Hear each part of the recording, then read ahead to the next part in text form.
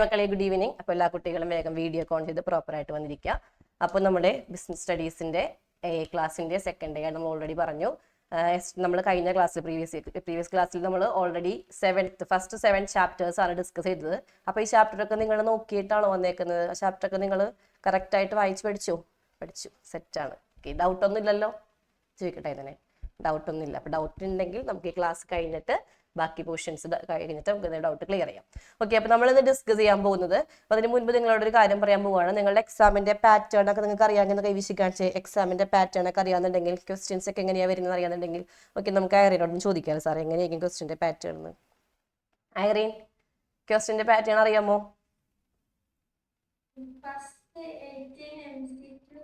18 MCQ വരാൻ chance ഉണ്ട്. Then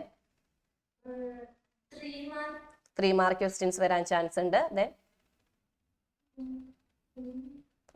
4 mark questions chance ഉണ്ട് അല്ലേ? ഓക്കെ, അപ്പോൾ ടോട്ടലായിട്ട് എത്ര മാർക്കിന്റെ എക്സാം എഴുതാൻ പോകുന്നത്? 80 മാർക്കിന്റെ എക്സാമാണ് എഴുതാൻ പോകുന്നത് അല്ലേ? ഓക്കെ, അപ്പൊ അതിൽ ലാസ്റ്റ് ചാപ്റ്റേഴ്സ് എന്ന് പറയുമ്പോൾ ഇപ്പോൾ നമ്മൾ ലാസ്റ്റ് ഡിസ്കസ് ചെയ്യുന്ന പാർട്ട് ബി നിങ്ങളുടെ മെറ്റീരിയൽ പാർട്ട് എ ഉണ്ട്, പാർട്ട് ബി ഉണ്ട്. ഓക്കെ, അപ്പൊ പാർട്ട് എ വരെ എബോ ഒരു 50 മാർക്കിന്റെ അടുത്തായിരിക്കും നമുക്ക് ക്വസ്റ്റ്യൻസ് ചോദിക്കുക. മക്കളെ ഇപ്പോൾ പാർട്ട് ബി ആകുമ്പോൾ 30 മാർക്ക് ആയിരിക്കും എന്താണ് ക്വസ്റ്റ്യൻസ് ചോദിക്കുക. ക്ലിയർ ആണല്ലോ? അപ്പോൾ പാർട്ട് ബി നിന്നും പാർട്ട് എ നിങ്ങൾ എന്ത് ചെയ്യുക, ആ ഒരു മാർക്കിന്റെ എന്താണ് ഇതിൽ ക്വസ്റ്റ്യൻസ് ഒന്ന് കവർ ചെയ്ത് പോകാം. ഓക്കെ ആണല്ലോ? അപ്പൊ നമ്മൾ ഇന്ന് ഡിസ്കസ് ചെയ്യാൻ പോകുന്നത് ചാപ്റ്റർ 8 മുതൽ 12 വരെയുള്ള 5 ചാപ്റ്റേഴ്സ്, ലാസ്റ്റ് 5 ചാപ്റ്റേഴ്സ് ആണ് ഡിസ്കസ് ചെയ്യാൻ പോകുന്നത്. അപ്പൊ അതിൽ 2 ചാപ്റ്റേഴ്സ്, ദാറ്റ് മീൻസ് കൺട്രോളിങ്ങും അതുപോലെ തന്നെ കൺസ്യൂമർ പ്രൊട്ടക്ഷനും വളരെ സിമ്പിൾ ആണ് അല്ലേ? അപ്പൊ ബാക്കിയുള്ള ചാപ്റ്റേഴ്സ് മാത്രം നമ്മളൊന്ന് കോൺസെൻട്രേറ്റ് ചെയ്ത് പഠിച്ചാൽ മതി.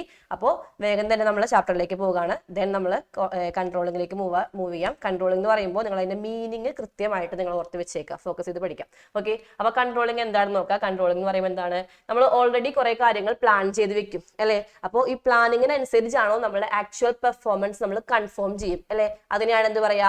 കൺട്രോളിംഗ് എന്ന് പറയാം. അപ്പോൾ സ്റ്റാൻഡേർഡ് ഉണ്ടായിരിക്കും, ഒരു പ്ലാൻ ഉണ്ടായിരിക്കും. നമ്മൾ ആ പ്ലാൻ അനുസരിച്ച് നമ്മൾ എന്ത് ചെയ്യാണ്, ആക്ച്വൽ പെർഫോമൻസ് നമ്മൾ എന്താണ് പെർഫോം ചെയ്യുകയാണെങ്കിൽ അതെന്താണ്? അത് കൺട്രോളിംഗ് ആണ്. ക്ലിയർ ആണല്ലോ മക്കളെ? അപ്പൊ നിങ്ങൾ കൃത്യമായിട്ട് അതിന്റെ മീനിങ് ഓർത്ത് വെക്കുക. 1 വേർഡ് ഒക്കെ ചോദിക്കാനുള്ള ചാൻസ് ഉണ്ട്, ആപ്ലിക്കേഷനിൽ ക്വസ്റ്റ്യൻസ് ചോദിക്കും. അപ്പോൾ പ്ലാൻ ഉണ്ടെങ്കിൽ നമ്മളതനുസരിച്ച് നമ്മളെ ആക്ടിവിറ്റീസ് പെർഫോം ചെയ്യുന്നുണ്ടെങ്കിൽ എന്താണ്? അത് കൺട്രോളിംഗ് ആണ്. ഓക്കെ, ഇനി കൺട്രോളിംഗിന്റെ ഫീച്ചറിലേക്ക് നമ്മൾ നോക്കാം.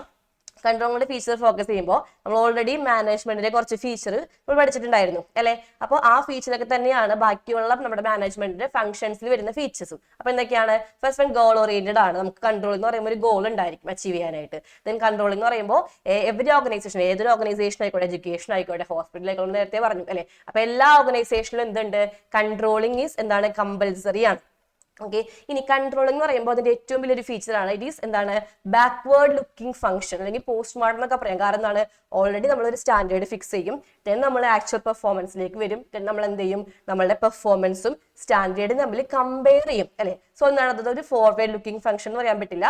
ഫോർവേഡ് ലുക്കിംഗ് ഫംഗ്ഷൻ മാത്രമല്ല, forward as well as back, അതായത് പ്ലാനും ഉണ്ട്, പിന്നെ നമ്മൾ കമ്പയർ ചെയ്യും. അപ്പൊ എന്തുണ്ട്? ഫോർവേഡ് എന്ന് പറയുമ്പോൾ ആദ്യം ഒരു പ്ലാൻ ഫിക്സ് ചെയ്യാണ്, പിന്നെ നമ്മൾ ആക്ച്വൽ പെർഫോമൻസിലേക്ക് വരും, ദെൻ കമ്പയർ ചെയ്യും. അപ്പൊ അതെന്താണ്? അത് ബാക്ക്വേർഡ് ലുക്കിംഗ് ഫംഗ്ഷനും കൂടിയാണ്. ക്ലിയർ അല്ലേ മക്കളെ?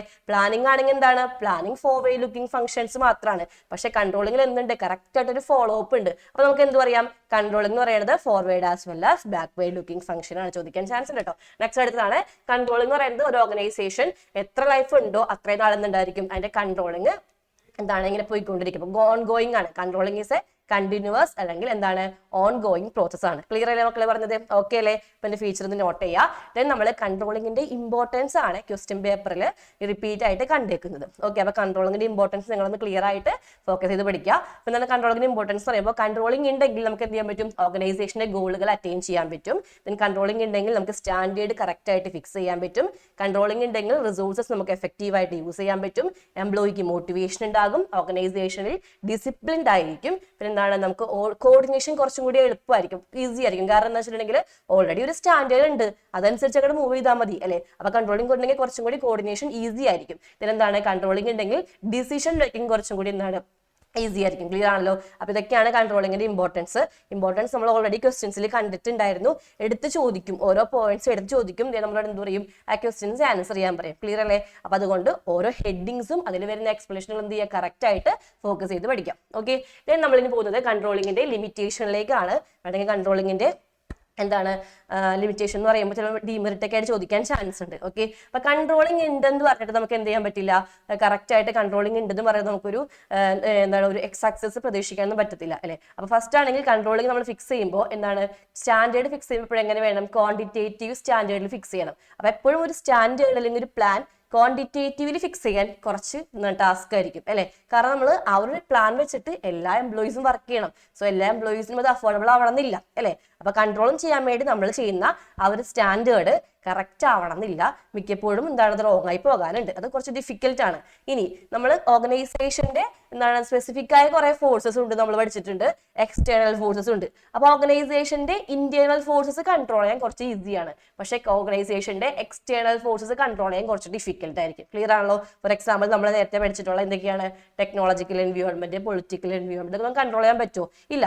സോ എക്സ്റ്റേണൽ ഫോഴ്സസ് എന്താണ് കൺട്രോൾ ചെയ്യാൻ കുറച്ച് ടാസ്ക് ആയിരിക്കും. ദെൻ കൺട്രോളിങ് വരുമ്പോൾ നമ്മുടെ എംപ്ലോയീസ് എന്ത് ചെയ്യും, അത് റെസിസ്റ്റ് ചെയ്യും. അവർക്ക് അത്ര ഇഷ്ടപ്പെടില്ല അല്ലെ. അപ്പൊ കൺട്രോളിങ് ഉണ്ടെങ്കിൽ ഓൾമോസ്റ്റ് എംപ്ലോയീസിന് എന്താണ് ഒരു താല്പര്യം, ഇൻട്രസ്റ്റ് കുറവായിരിക്കും. ദെൻ കൺട്രോളിംഗ് എന്ന് പറയുന്നത് എങ്ങനെയായിരിക്കും, ഓൾറെഡി ഞാൻ പറഞ്ഞു കൺട്രോളിംഗ് കുറച്ച് ടാസ്ക് ആണ്. സോ അതെന്താണ്, അത് ടൈം കൺസ്യൂമിങ്ങും ആയിരിക്കും, കോസ്റ്റ്ലി അഫെയറും ആയിരിക്കും. ക്ലിയർ അല്ലേ മക്കളെ? അപ്പൊ ലിമിറ്റേഷൻസ് നോട്ട് ചെയ്യുക. ലിമിറ്റേഷൻസും ചോദിച്ചിട്ടുണ്ട് എക്സ്പ്ലനേഷൻ.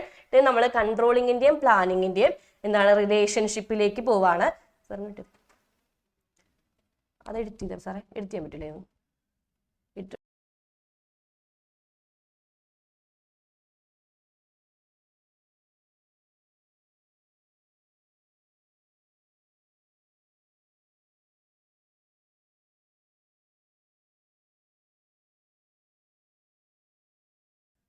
ഓക്കെ, അപ്പൊ നെക്സ്റ്റ് ടോപ്പിക് വരുന്നത് കൺട്രോളിങ്ങിന്റെ പ്ലാനിങ്ങിന്റെയും റിലേഷൻഷിപ്പ് ആണ്. അപ്പൊ നിങ്ങൾ എന്താ ആലോചിക്കണം, പ്ലാനിങ് എന്താണെന്ന് നിങ്ങളൊന്ന് ചിന്തിക്കുക അല്ലെ. പ്ലാനിങ് എന്ന് പറയുമ്പോൾ നിങ്ങൾ എന്താണ്, നമ്മൾ ഓൾറെഡി പഠിച്ചിട്ടുണ്ട്, എന്താണ് നമ്മൾ ഓൾറെഡി എന്താണ് ഡിസൈഡിങ് ഇൻ അഡ്വാൻസ് ആണ് പ്ലാനിങ്. കൺട്രോളിംഗ് എന്ന് പറയുമ്പോൾ എന്താണ്, നമ്മൾ ഓൾറെഡി പ്ലാൻ വെച്ചിട്ട് വർക്ക് ചെയ്യും. ദെൻ നമ്മൾ എന്ത് ചെയ്യുന്നു, പ്ലാനിന്റെ കാര്യങ്ങൾ അനുസരിച്ചാണോ നമ്മളെ പെർഫോമൻസ് നമ്മൾ കമ്പയർ ചെയ്യും. ക്ലിയർ ആണല്ലോ? ഓക്കെ അല്ലേ? ഓക്കെ, അപ്പോൾ കൺട്രോളിങ്ങും പ്ലാനിങ്ങും തമ്മിലും എന്തെങ്കിലും റിലേഷൻ ഉണ്ടോ എന്ന് ചോദിക്കാനുള്ള ഒരു ചാൻസ് ഉണ്ട്. യെസ്.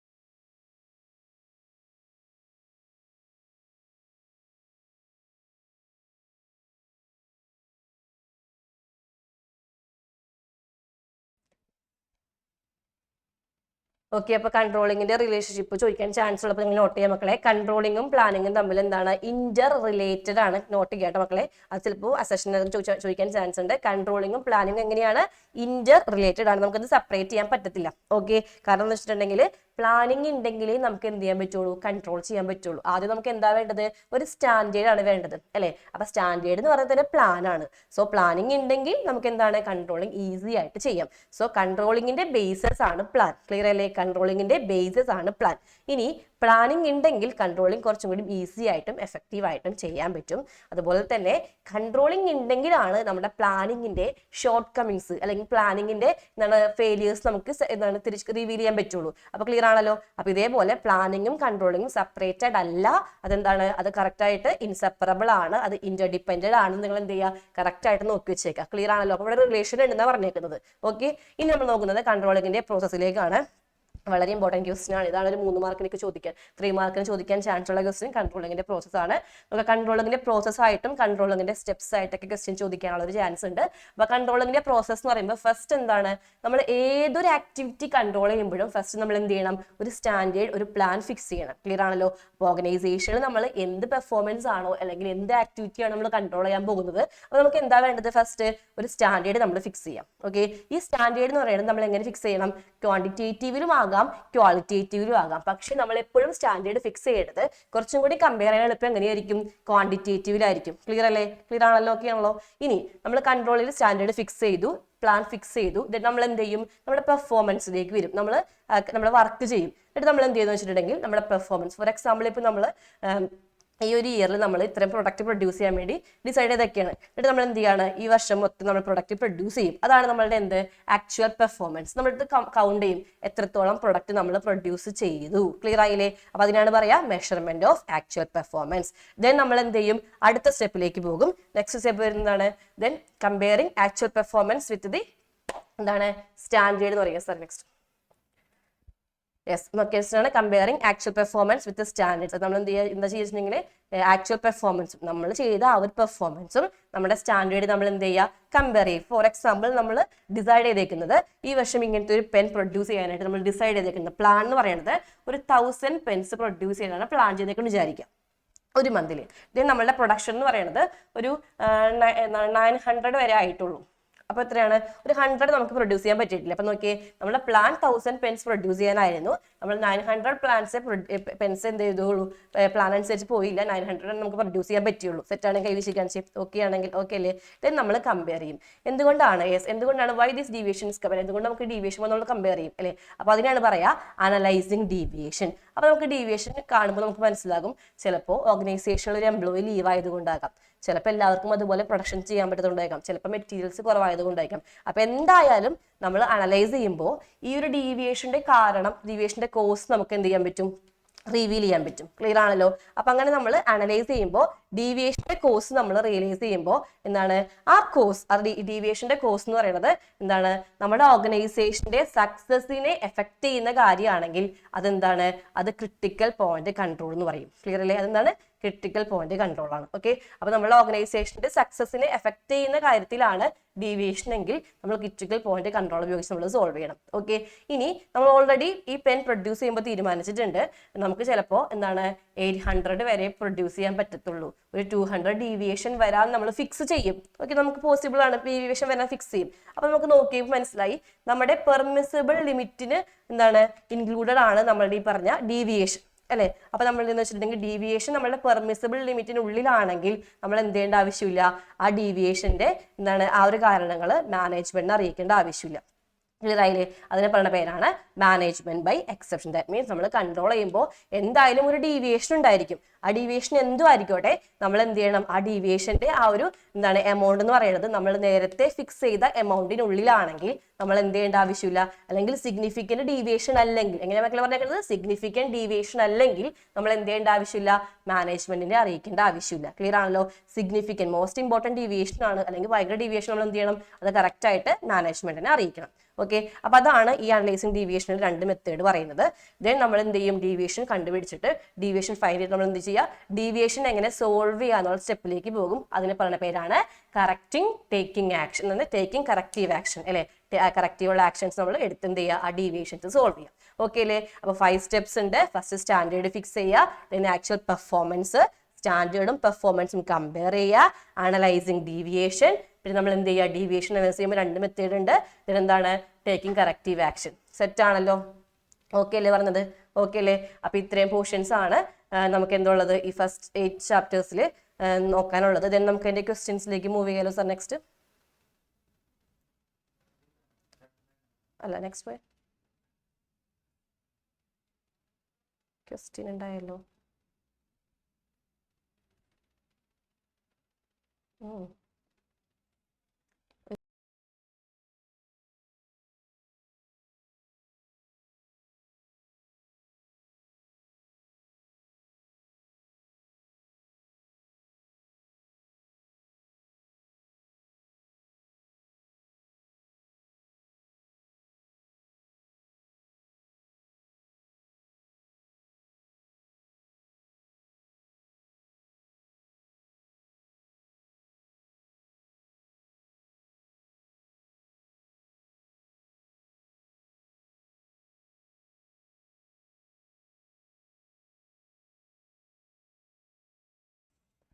ഓക്കെ, അപ്പൊ നമുക്കിനി ഇതിന്റെ ക്വസ്റ്റ്യൻസ് നമ്മൾ ലാസ്റ്റ് പറയൂ കേട്ടോ. ഓക്കെ, ലാസ്റ്റ് നമുക്ക് പറഞ്ഞുതരാം. ദെൻ നമ്മളിനി 9th ചാപ്റ്ററിലെ ചാപ്റ്റർ 9ലേക്ക് പോകുകയാണ്. ഫിനാൻഷ്യൽ മാനേജ്മെന്റ് ആണ് ചാപ്റ്റർ. നമുക്ക് ഓൾറെഡി അറിയാം, വളരെ ഇമ്പോർട്ടൻറ്റ് ചാപ്റ്റർ ആണ് അല്ലേ. അപ്പോൾ ഫിനാൻഷ്യൽ മാനേജ്മെന്റിൽ ഒരുപാട് പോർഷൻസ് നിങ്ങൾക്ക് കവർ ചെയ്യാനുണ്ട്. അപ്പോൾ നന്നായിട്ട് ശ്രദ്ധിക്കുക കേട്ടോ.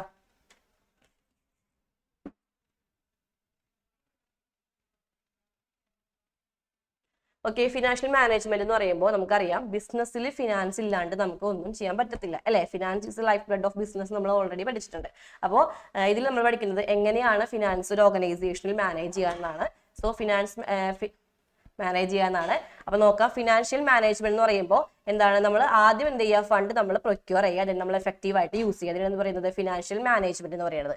ഇനി ഈ ഫിനാൻഷ്യൽ മാനേജ്മെന്റിന് മെയിൻ ആയിട്ട് 2 ഒബ്ജക്റ്റീവ് ഉണ്ട്. ഫസ്റ്റ് എന്താണ്, പ്രോഫിറ്റ് മാക്സിമൈസേഷൻ ആണ്. ദെൻ എന്താണ്, വെൽത്ത് മാക്സിമൈസേഷൻ ആണ്. ക്ലിയർ ആണല്ലോ. അപ്പൊ പ്രോഫിറ്റ് മാക്സിമൈസേഷൻ എന്താണെന്നും വെൽത്ത് മാക്സിമൈസേഷൻ നിങ്ങൾക്ക് എന്ത് വേണം, ഒരു ക്ലിയർ ഐഡിയ വേണം. ഓക്കെ, അപ്പൊ പ്രോഫിറ്റ് മാക്സിമൈസേഷനും വെൽത്ത് മാക്സിമൈസേഷനും നമുക്ക് നോക്കാം എന്തൊക്കെയാണ് അതിൽ പറയുന്നത്. ഓക്കെ, പ്രോഫിറ്റ് മാക്സിമൈസേഷൻ എന്ന് പറയുമ്പോൾ ഒരു ഓർഗനൈസേഷന്റെ പ്രോഫിറ്റ് മാക്സിമൈസ് ചെയ്യാം. ഇതൊരു ട്രഡീഷണൽ ഒബ്ജക്റ്റീവ് ആണ്. ക്ലിയർ ആണല്ലോ. ഇനി വെൽത്ത് മാക്സിമൈസേഷൻ എന്ന് പറയുമ്പോൾ എന്ത് ചെയ്യുക, ഓർഗനൈസേഷനിലെ ഷെയർ ഹോൾഡേഴ്സിന്റെ ഷെയറിന്റെ പ്രൈസ് മാക്സിമൈസ് ചെയ്യാം. ക്ലിയർ അല്ലേ. അതായത് മാർക്കറ്റ് വാല്യൂ, ഷെയറിന്റെ മാർക്കറ്റ് വാല്യൂ നമ്മൾ എന്ത് ചെയ്യുക, മാക്സിമം നമ്മൾ ഹൈ ആക്കുക. അതിനാണ് എന്ത് പറയാ, വെൽത്ത് മാക്സിമൈസേഷൻ എന്ന് പറയാം. This is A modern objective ആണ്. ഓക്കെ ആണല്ലോ മക്കളെ. അപ്പോൾ പ്രോഫിറ്റ് മാക്സിമൈസേഷനും വെൽത്ത് മാക്സിമൈസേഷനും ഫിനാൻഷ്യൽ മാനേജ്മെന്റിന്റെ ഇമ്പോർട്ടന്റ് ഒബ്ജക്റ്റീവ് ആണ്. നിങ്ങൾ എന്ത് ചെയ്യുക, ഒന്ന് ഫോക്കസ് ചെയ്ത് പഠിച്ചേക്കാം. ഓക്കെ, ദെൻ നമ്മൾ ഇനി പോകുന്നത് ഫിനാൻഷ്യൽ മാനേജ്മെന്റിന്റെ 3 ഡിസിഷൻസിലേക്കാണ്. ഫസ്റ്റ് ഡിസിഷൻ എന്താണ്, investment decision, then financing decision, then dividend decision ആണ്. ക്ലിയർ അല്ലേ.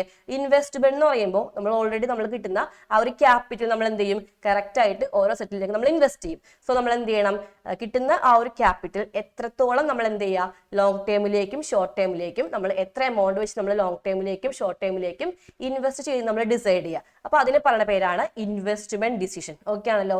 ഇനി ഫിനാൻസിങ് ഡിസിഷൻ എന്ന് പറയുമ്പോൾ നമ്മൾ ഏതൊക്കെ, നമുക്ക് ഒരുപാട് ലോങ് ടേം സോഴ്സസുകൾ ഉണ്ടല്ലേ, equity shares, preference shares, debentures, അങ്ങനെ ലോങ് ടേം സോഴ്സസുകൾ ഉണ്ട്. സോ ഈ ഏതൊക്കെ ലോങ് ടേം സോഴ്സസിൽ നിന്ന് എത്രത്തോളം, ഹൗ മച്ച് ഫണ്ട് നമ്മൾ എന്ത് ചെയ്യണം, റേസ് ചെയ്യണം തീരുമാനിക്കുന്ന പരിപാടിയാണ് ഫിനാൻസിങ് ഡിസിഷൻ എന്ന് പറയുന്നത്. നെക്സ്റ്റ് ഇനി ഡിവിഡൻഡ് ഡിസിഷൻ ആണ്. ഡിവിഡൻഡ് എന്ന് പറയുമ്പോൾ എന്താണ്, നമുക്ക് കിട്ടുന്ന പ്രോഫിറ്റ്, നമ്മൾ ഏൺ ചെയ്യുന്ന പ്രോഫിറ്റിൽ നിന്ന് നമ്മൾ എത്രമാത്രം പ്രോഫിറ്റ് നമ്മൾ എന്ത് ചെയ്യണം, റീറ്റെയിൻ ചെയ്യണം. ദെൻ എത്ര എമൗണ്ട് ഓഫ് പ്രോഫിറ്റ് നമ്മൾ ഡിവിഡൻഡ് ആയിട്ട് ഡിസ്ട്രിബ്യൂട്ട് ചെയ്യണം നമ്മൾ ഡിസ്കസ് ചെയ്യണമെങ്കിൽ എന്താണ്, അത് ഡിവിഡൻഡ് ഡിസിഷൻ ആണ്. സെറ്റ് ആണോ പറഞ്ഞത്. ഓക്കെ അല്ലേ. അപ്പോൾ ഈ 3 ഡിസിഷനും എന്താണ്, വെരി വെരി ഇമ്പോർട്ടന്റ് ആണ്. നിങ്ങൾ നന്നായിട്ട് ഫോക്കസ് ചെയ്ത് പഠിക്കുക, എക്സ്പ്ലെയിൻ ചെയ്യാൻ അറിഞ്ഞിരിക്കുക. ഇതൊക്കെ നിങ്ങൾക്ക് ആപ്ലിക്കേഷനിൽ ക്വസ്റ്റ്യൻ ചോദിക്കും കേട്ടോ. ഇതൊരു ഫിനാൻഷ്യൽ മാനേജർ ഡിസിഷൻ നിങ്ങൾ ഓർത്ത് വെച്ചേക്കാം. ഓക്കെ, ദെൻ നമ്മളിനി മൂവ് ചെയ്യുന്നത് ഫിനാൻഷ്യൽ ഡിസിഷൻസ് എഫക്ട് ചെയ്യുന്ന, അല്ലെങ്കിൽ നമ്മൾ എന്താണ്, ഇൻവെസ്റ്റ്മെന്റ് ഡിസിഷൻ എഫക്ട് ചെയ്യുന്ന ഫാക്ടർ. നമുക്ക് ഈ പറഞ്ഞ 3 ഡിസിഷൻ എഫക്ട് ചെയ്യുന്ന കുറെ ഫാക്ടേഴ്സ് ഉണ്ട്. ഈ ഡിസിഷൻ നമ്മൾ എങ്ങനെ എടുക്കുക, 3 ഡിസിഷൻ നമ്മൾ ഓരോ ഫാക്ടേഴ്സ് നോക്കിയിട്ടാണ് എടുക്കുക.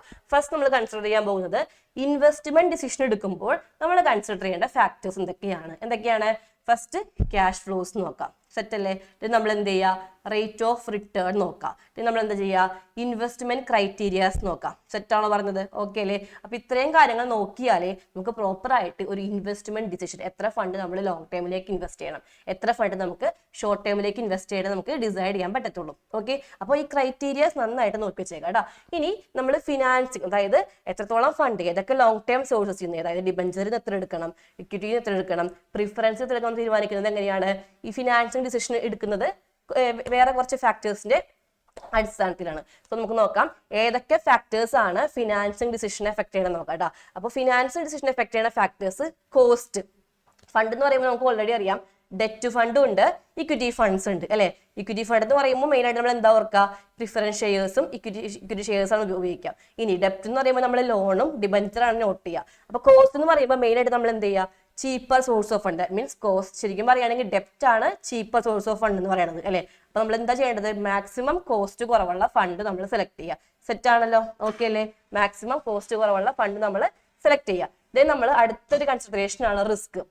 റിസ്ക് എന്ന് പറയുമ്പോൾ ഓൾമോസ്റ്റ് എല്ലാ ഫണ്ടിനും റിസ്ക് ഉണ്ട്, പക്ഷെ കുറച്ചും കൂടിയും റിസ്ക് കൂടുതൽ എവിടെയാണ്, നമ്മുടെ ഡെപ്റ്റ് ഫിനാൻസിങ്ങിനാണ്. സോ റിസ്ക് കുറവുള്ള ഫണ്ട് മാക്സിമം നമ്മൾ സെലക്ട് ചെയ്യുക. ദെൻ ഫ്ലോട്ടേഷൻ കോസ്റ്റ് ആണ് മക്കളെ. ഫ്ലോട്ടേഷൻ കോസ്റ്റ് എന്ന് പറയുന്നത് നമുക്കൊരു ഫണ്ട് റേസ് ചെയ്യാൻ കുറച്ച് കോസ്റ്റ് ആണ്. For example, equity share raise ചെയ്യാൻ വേണ്ടി നമ്മൾ എന്ത് ചെയ്യും, പ്രോസ്പെക്ടസ് ഫയൽ ചെയ്യണം അല്ലെ. പ്രോസ്പെക്ടസ് നമ്മൾ പബ്ലിഷ് ചെയ്യണം. ഇത് നമ്മൾ ബാങ്കേഴ്സിനെയും ബ്രോക്കേഴ്സിനെയും അണ്ടർ റൈറ്റേഴ്സിനെയും ഒക്കെ അപ്പോയിന്റ് ചെയ്യാൻ കുറെ സ്റ്റെപ്പ് ഉണ്ട്. സോ ഒരു ഫണ്ട് റേസ് ചെയ്യാൻ വേണ്ടി നമ്മൾ എന്താണ്, നമ്മളെ കയ്യിൽ നിന്ന് ആവുന്ന പൈസ എമൗണ്ടിനെ പറഞ്ഞ പേരാണ് എന്ത്, ഫ്ലോട്ടേഷൻ കോസ്റ്റ് എന്ന് പറയുന്നത്. ക്ലിയർ ആണല്ലോ. അപ്പോൾ ഫ്ലോട്ടേഷൻ കോസ്റ്റ് എന്ന് പറയുന്നത് എത്രത്തോളം നോക്കാം, ഫ്ലോട്ടേഷൻ കോസ്റ്റ് കൂടുതലാണെങ്കിൽ, അതിന്റെ എമൗണ്ട് കൂടുതലാണെങ്കിൽ നമ്മൾ എന്ത് ചെയ്യുക, ആ ഒരു ഫണ്ട് എടുക്കാണ്ടിരിക്കാം.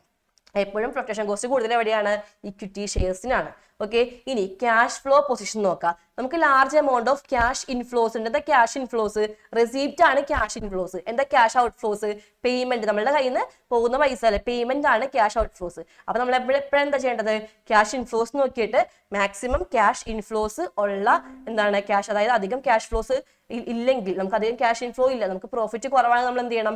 വേഗം പോയിട്ട് ഇക്വിറ്റി ഷെയർസ് വഴി ഫണ്ട് എടുക്കുക. ഇനി ക്യാഷ് ഇൻഫ്ലോസ് ഉണ്ടെങ്കിലോ, ക്യാഷ് ഫ്ലോ പൊസിഷൻ ഉണ്ടെങ്കിൽ നമുക്ക് എന്ത് ചെയ്യാം?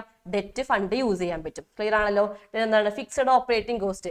ഫിക്സഡ് ഓപ്പറേറ്റിംഗ് കോസ്റ്റ് എന്ന് പറയുന്നത് നമുക്ക് ഓൾറെഡി നമ്മുടെ ഓർഗനൈസേഷന്റെ ക്യാപിറ്റൽ സ്ട്രക്ചറിൽ എന്തുണ്ട്? ഒരുപാട് എമൗണ്ട് ഓഫ് ഡെപ്റ്റ് ഉണ്ട്. അതായത് ഡിബഞ്ചർ ഉണ്ട്, അല്ലെങ്കിൽ റെന്റ്, നമുക്ക് ഒരുപാട് എന്താണ് പേയ്മെന്റുകൾ ഉണ്ട്. ബിൽഡിങ്ങിന് റെന്റ് അടിക്കണം, സാലറി കൊടുക്കണം, ദെൻ ഡെപ്റ്റ് ഫിനാൻസിങ് ഉണ്ട്, ലോൺ എടുത്തിട്ടുണ്ട്. അങ്ങനെ ഒരുപാട് എമൗണ്ട് ഉണ്ടെങ്കിൽ നമ്മൾ എന്ത് ചെയ്യാൻ പാടില്ല? നമ്മൾ ഈ പറഞ്ഞ ഡെപ്റ്റ് ഫിനാൻസിങ് വീണ്ടും യൂസ് ചെയ്യാൻ പാടില്ല. അതായത് ഓൾറെഡി നമ്മളുടെ ഓർഗനൈസേഷനിലേക്ക് ഒരുപാട് ഓപ്പറേറ്റിംഗ് കോസ്റ്റുകൾ ഉണ്ടെങ്കിൽ നമ്മൾ പോയിട്ട് ഡെപ്റ്റ് ഫിനാൻസിങ് വീണ്ടും ചൂസ് ചെയ്യാൻ പാടില്ല. ഓക്കെ അല്ലേ പറഞ്ഞത്? ക്ലിയർ ആണല്ലോ? പിന്നെ അടുത്ത് എന്താണ്? നെക്സ്റ്റ് വരുന്നത് കൺട്രോളിംഗ് ആണ്. ഇനി ഓർഗനൈസേഷന്റെ കൺട്രോൾ ഡൈല്യൂട്ട് ആകാൻ പാടില്ലെന്നാണെങ്കിൽ നമ്മൾ എന്ത് ചെയ്യാൻ പാടില്ല? ഇക്വിറ്റി ഷെയർസ് പോയിട്ട് റേസ് ചെയ്യാൻ പാടില്ല. സോ ഇത് നോക്കിയിട്ട് നമ്മൾ എന്ത് ചെയ്യാൻ വേണ്ടിയിട്ട് നമ്മൾ ഫിനാൻസ്, അതായത് ഡെപ്റ്റ് ഇക്വിറ്റി വേണോ അതുപോലെ ഡെപ്റ്റ് വേണോ നമ്മൾ എന്ത് ചെയ്യാൻ തീരുമാനിക്കാൻ. സെറ്റ് ആണല്ലോ? അപ്പൊ ഫിനാൻസിങ് ഡിസിഷൻ എഫക്ട് ചെയ്യുന്ന ഫാക്ടേഴ്സ് നോക്കാം, നന്നായിട്ട് ഫോക്കസ് ചെയ്ത് പഠിക്കാം. നമ്മൾ പോകുന്നത് ഡിവിഡൻഡ് ഡിസിഷൻ. മക്കളെ ശ്രദ്ധിക്കുക, ഈ 3 ഡിസിഷനിലും ഏറ്റവും ഇമ്പോർട്ടന്റ് ഫാക്ടർ എന്ന് പറയുന്നത് ഡിവിഡൻഡ് ഡിസിഷന്റെ ഫാക്ടേഴ്സ് ആണ്. ഓക്കെ അല്ലേ? അപ്പൊ ഡിവിഡൻഡ് ഡിസിഷൻ എന്ന് പറയുമ്പോൾ നമ്മൾ ഓൾറെഡി പറഞ്ഞു എത്രമാത്രം അല്ലെ, എത്ര എമൗണ്ട് ഓഫ് പ്രോഫിറ്റ് നമ്മൾ ഡിവിഡൻഡ് ആയിട്ട് കൊടുക്കണം, എത്ര എമൗണ്ട് റീറ്റെയിൻ ചെയ്യണം അല്ലെ, ഇതാണ് നമ്മളുടെ ഡിവിഡൻഡ് ഡിസിഷൻ. അപ്പൊ അതിനെ എഫക്ട് ചെയ്യുന്ന ഫസ്റ്റ് ഫാക്ടർ ആണ് എന്താണ്? Amount of earnings. നമുക്ക് നമ്മുടെ ഓർഗനൈസേഷനിൽ നല്ല ഏർണിംഗ് ഉണ്ട്, നമുക്ക് എന്ത് ചെയ്യാം? ഡിവിഡൻഡ് ഡിക്ലെയർ ചെയ്യാം, എത്ര വേണമെങ്കിലും കൊടുക്കാം. ഓക്കെ, then എന്താണ്? Stability of earnings. ഇത് നമുക്ക് കിട്ടുന്ന ഏർണിങ്സിൽ സ്റ്റെബിലിറ്റി ഉണ്ട്. എല്ലാ ഇയറിലും കറക്റ്റ് ആയിട്ട് നല്ല ഏർണിംഗ് ഉണ്ട്, നമുക്ക് എന്ത് ചെയ്യാൻ പറ്റും? നല്ലൊരു ഡിവിഡൻഡ് ഡിക്ലെയർ ചെയ്യാൻ പറ്റും അല്ലെ, കൂടുതൽ കൊടുക്കാം. ഇനി അടുത്തതാണ് സ്റ്റെബിലിറ്റി ഓഫ് ഡിവിഡൻഡ്. എപ്പോഴും നമ്മളൊരു സ്റ്റേബിൾ ഡിവിഡൻഡ് കൊടുക്കുമ്പോൾ നമ്മുടെ ഓർഗനൈസേഷനിലെ ഷെയർ ഹോൾഡേഴ്സിന്റെ കോൺഫിഡൻസ് കൂടും, അതുവഴി നമ്മുടെ ഓർഗനൈസേഷനിലെ ഷെയറിന്റെ മാർക്കറ്റ് വാല്യൂ ഇൻക്രീസ് ആവും. ക്ലിയർ ആണല്ലോ? ഇനി അടുത്തത് ഗ്രോത്ത് ഓപ്പർച്യൂണിറ്റി ആണ്. ഇനി നമ്മുടെ ഓർഗനൈസേഷൻ കുറച്ചും കൂടി ഗ്രോത്തി ഉള്ള സ്ട്രക്ചർ ആണ്, കുറച്ചും കൂടി ഗ്രോത്ത് ആകാനുള്ള ചാൻസ് ഉണ്ട്, എക്സ്പാൻഷൻ ഉള്ള ചാൻസ് ഉണ്ട്. അങ്ങനെ ഉണ്ടെങ്കിൽ നമ്മൾ എന്ത് ചെയ്യാൻ പാടില്ല? ഒരുപാട് എമൗണ്ട് ഓഫ് ഡിവിഡൻഡ് ഡിക്ലെയർ ചെയ്യാൻ പാടില്ല. ഓക്കെ അല്ലേ? നെക്സ്റ്റ് ആണ് ക്യാഷ് ഫ്ലോ പൊസിഷൻ. നമുക്ക് ഓൾറെഡി നെസസറി ആയിട്ടുള്ള ക്യാഷ് ഇൻഫ്ലോസ് ഉണ്ടെങ്കിൽ നമുക്ക് എന്ത് ചെയ്യാം? എത്ര വേണമെങ്കിലും ഡിവിഡൻഡ് കൊടുക്കാൻ പറ്റും. ഇനി എപ്പോഴും ഡിവിഡൻഡ് ഡിക്ലെയർ ചെയ്യുമ്പോൾ നമ്മൾ എന്ത് ചെയ്യുക? ഷെയർ ഹോൾഡേഴ്സിന്റെ ഒരു പ്രിഫറൻസും കൂടി നമ്മുടെ മൈൻഡിൽ ഉണ്ടായിരിക്കണം. അവരെന്താ എക്സ്പെക്ട് ചെയ്യുക? ഹയർ എമൗണ്ട് ഓഫ് ഡിവിഡൻഡ് ആയിരിക്കും. ഓക്കെ അല്ലേ? അപ്പൊ അതും കൂടി നമ്മൾ എന്ത് ചെയ്യുക? കൺസിഡർ ചെയ്തിട്ട് നമ്മൾ എന്ത് ചെയ്യണം? ഡിവിഡൻഡ് ഡിക്ലെയർ ചെയ്യുക. അപ്പൊ ഇതാണ് നമ്മളുടെ ഡിവിഡൻഡിനെ എഫക്ട് ചെയ്യുന്ന കുറച്ച് ഫാക്ടേഴ്സ്, നന്നായിട്ട് പഠിക്കുന്നുണ്ടത്. ഓക്കെ, ദെൻ നമ്മൾ നോക്കുന്നത് ഫിനാൻഷ്യൽ പ്ലാനിങ് എന്താണെന്നാണ്. ഫിനാൻഷ്യൽ പ്ലാനിങ് എന്ന് പറയുമ്പോൾ ഇത് ഒരു ഇമ്പോർട്ടൻറ്റ് കൺസെപ്റ്റ് ആണ് കേട്ടോ. നമ്മൾ ഓൾറെഡി പറഞ്ഞു ഫിനാൻഷ്യൽ മാനേജ്മെന്റ് എന്ന് പറയുമ്പോൾ procurement of fund and effective utilisation ആണ്. ഫിനാൻഷ്യൽ പ്ലാനിങ് എന്ന് പറയുമ്പോൾ കുറച്ചും കൂടി അഡ്വാൻസ്ഡ്. ദാറ്റ് മീൻസ് ആദ്യം estimation of and procurement utilise. That means നമ്മൾ ആദ്യം ഫണ്ട് എടുക്കുന്നതിന് നമ്മൾ എന്ത് ചെയ്യും? ഫണ്ട് എവിടെ നിന്നാണെന്ന് എസ്റ്റിമേറ്റ് ചെയ്യും. അതാണ് ഫിനാൻഷ്യൽ പ്ലാനിങ്. ക്ലിയർ അല്ലേ മക്കളെ? ഫിനാൻഷ്യൽ പ്ലാനിങ് എന്ന് പറയുന്നത് estimation, procurement and effective utilisation of fund ആണ്. മാനേജ്മെന്റ് അങ്ങനെയല്ല, ജസ്റ്റ് പ്രൊക്യൂർമെന്റും എഫക്റ്റീവ് യൂട്ടിലൈസേഷൻ ആണ്. രണ്ടും തമ്മിൽ ചെറിയ വ്യത്യാസമുണ്ട്. ക്ലിയർ അല്ലേ? ചെറിയ ഡിഫറൻസ് നിങ്ങൾക്ക് ഫീൽ ചെയ്യുന്നില്ലേ? അപ്പൊ അതാണ് എന്ത്? Financial planning. ഇനി ഫിനാൻഷ്യൽ പ്ലാനിങ് എന്ന് പറയുമ്പോൾ ലോങ് ടേം പ്ലാനിങ് ഉണ്ട്, ഷോർട്ട് ടേം പ്ലാനിങ് ഉണ്ട്. ലോങ് ടേം പ്ലാനിങ് എന്ന് പറയുന്നത് ക്യാപിറ്റൽ എക്സ്പെൻഡിച്ചർ ആണ് എപ്പോഴും long term plan. Short term plan എന്ന് പറയുന്നത് എന്താണ്? ഷോർട്ട് ടേം ഫിനാൻഷ്യൽ പ്ലാനിങ് ആയിരിക്കുള്ളൂ. ഓക്കെ, ഇനി ഫിനാൻഷ്യൽ പ്ലാനിങ്ങിന്റെ ഒബ്ജക്റ്റീവ്സ് നിങ്ങൾ നന്നായിട്ട് ഫോക്കസ് ചെയ്യണം കേട്ടോ. ഫിനാൻഷ്യൽ പ്ലാനിങ്ങിന്റെ ഒബ്ജക്റ്റീവ്സ് എന്ന് പറയുന്നത് സാർ നെക്സ്റ്റ് ഫിനാൻഷ്യൽ പ്ലാനിങ്ങിന്റെ ഒബ്ജക്റ്റീവ്സ് എന്ന് പറയുന്നത് ഫസ്റ്റ് നമ്മൾ എന്ത് ചെയ്യണം എന്ന് വെച്ചിട്ടുണ്ടെങ്കിൽ നമ്മൾ എപ്പോഴും ഫിനാൻഷ്യൽ പ്ലാനിങ് ചെയ്യുമ്പോൾ നമ്മൾ എന്ത് എൻഷുർ ചെയ്യണം? The availability of fund when ever is required. നമുക്ക് എപ്പോഴാണോ ഫണ്ടിന്റെ നെസസറി അല്ലെങ്കിൽ ആ ഒരു ആവശ്യമുള്ളത്, അപ്പൊ നമ്മൾ എന്ത് ചെയ്യണം? ആ ഒരു സർക്കംസ്റ്റൻസ് നമ്മളെ കയ്യിൽ നിന്നിരിക്കണം, ഒരു ഫണ്ട് അവിടെ അവൈലബിൾ ആയിരിക്കണം. ഇനി നമ്മൾ ഒരുപാട് ഫണ്ട് റേസ് ചെയ്യാൻ ആവശ്യമില്ലാതെ അൺനെസസറി ആയിട്ട് നമ്മൾ എന്ത് ചെയ്യാൻ പാടില്ല? ഒരുപാട് ഫണ്ട് നമ്മൾ റേസ് ചെയ്യാനും പാടില്ല. സോ നെസസറി ആയിട്ടുള്ള ആവശ്യങ്ങൾ സമയത്ത് എന്ത് ചെയ്യുക? ഫണ്ട് റേസ് ചെയ്യുക. അൺനെസസറി ആയിട്ട് നമുക്ക് ഫണ്ട് റേസ് ചെയ്യേണ്ട ആവശ്യമില്ല. ക്ലിയർ ആണല്ലോ? ഇനി അതിന്റെ ഇമ്പോർട്ടൻസ് പറയുന്നുണ്ട്. നമുക്ക് ഫിനാൻഷ്യൽ പ്ലാനിങ് ഉണ്ടെങ്കിൽ ഫോർകാസ്റ്റ് ചെയ്യാൻ പറ്റും, നമുക്ക് ഓൾറെഡി അറിയാം അൺസർട്ടനിറ്റീസ് അവോയ്ഡ് ചെയ്യാൻ പറ്റും, കോർഡിനേഷൻ കുറച്ചും കൂടി എളുപ്പമായിരിക്കും, അതുപോലെ ഇവാലുവേഷൻ ഒക്കെ ഉണ്ടാകും. അപ്പോൾ നിങ്ങൾ നോക്കിയാൽ മതി, പക്ഷേ ഒബ്ജക്റ്റീവ്സ് നിങ്ങൾ ക്ലിയർ ആയിട്ട് പഠിക്കുക. ഓക്കെ, ഇനി നമ്മൾ പോകുന്നത് ഈ ചാപ്റ്ററിന്റെ ഒരു കോർ കൺസെപ്റ്റിലേക്കാണ്, that is capital structure. Okay അല്ലേ മക്കളെ? അപ്പോൾ ക്യാപിറ്റൽ സ്ട്രക്ചർ എന്ന് പറയുമ്പോൾ നോക്കാം, അതായത് നമ്മുടെ ഓർഗനൈസേഷനിൽ നമുക്ക് എന്ത് വേണം? ക്യാപിറ്റൽ വേണം അല്ലെ? ക്യാപിറ്റൽ ഇല്ലാണ്ട് നമുക്ക് ഒരു ഓർഗനൈസേഷൻ സ്റ്റാർട്ട് ചെയ്യാൻ പറ്റുമോ, മൂവ് ചെയ്യാൻ പറ്റുമോ? ഇല്ല.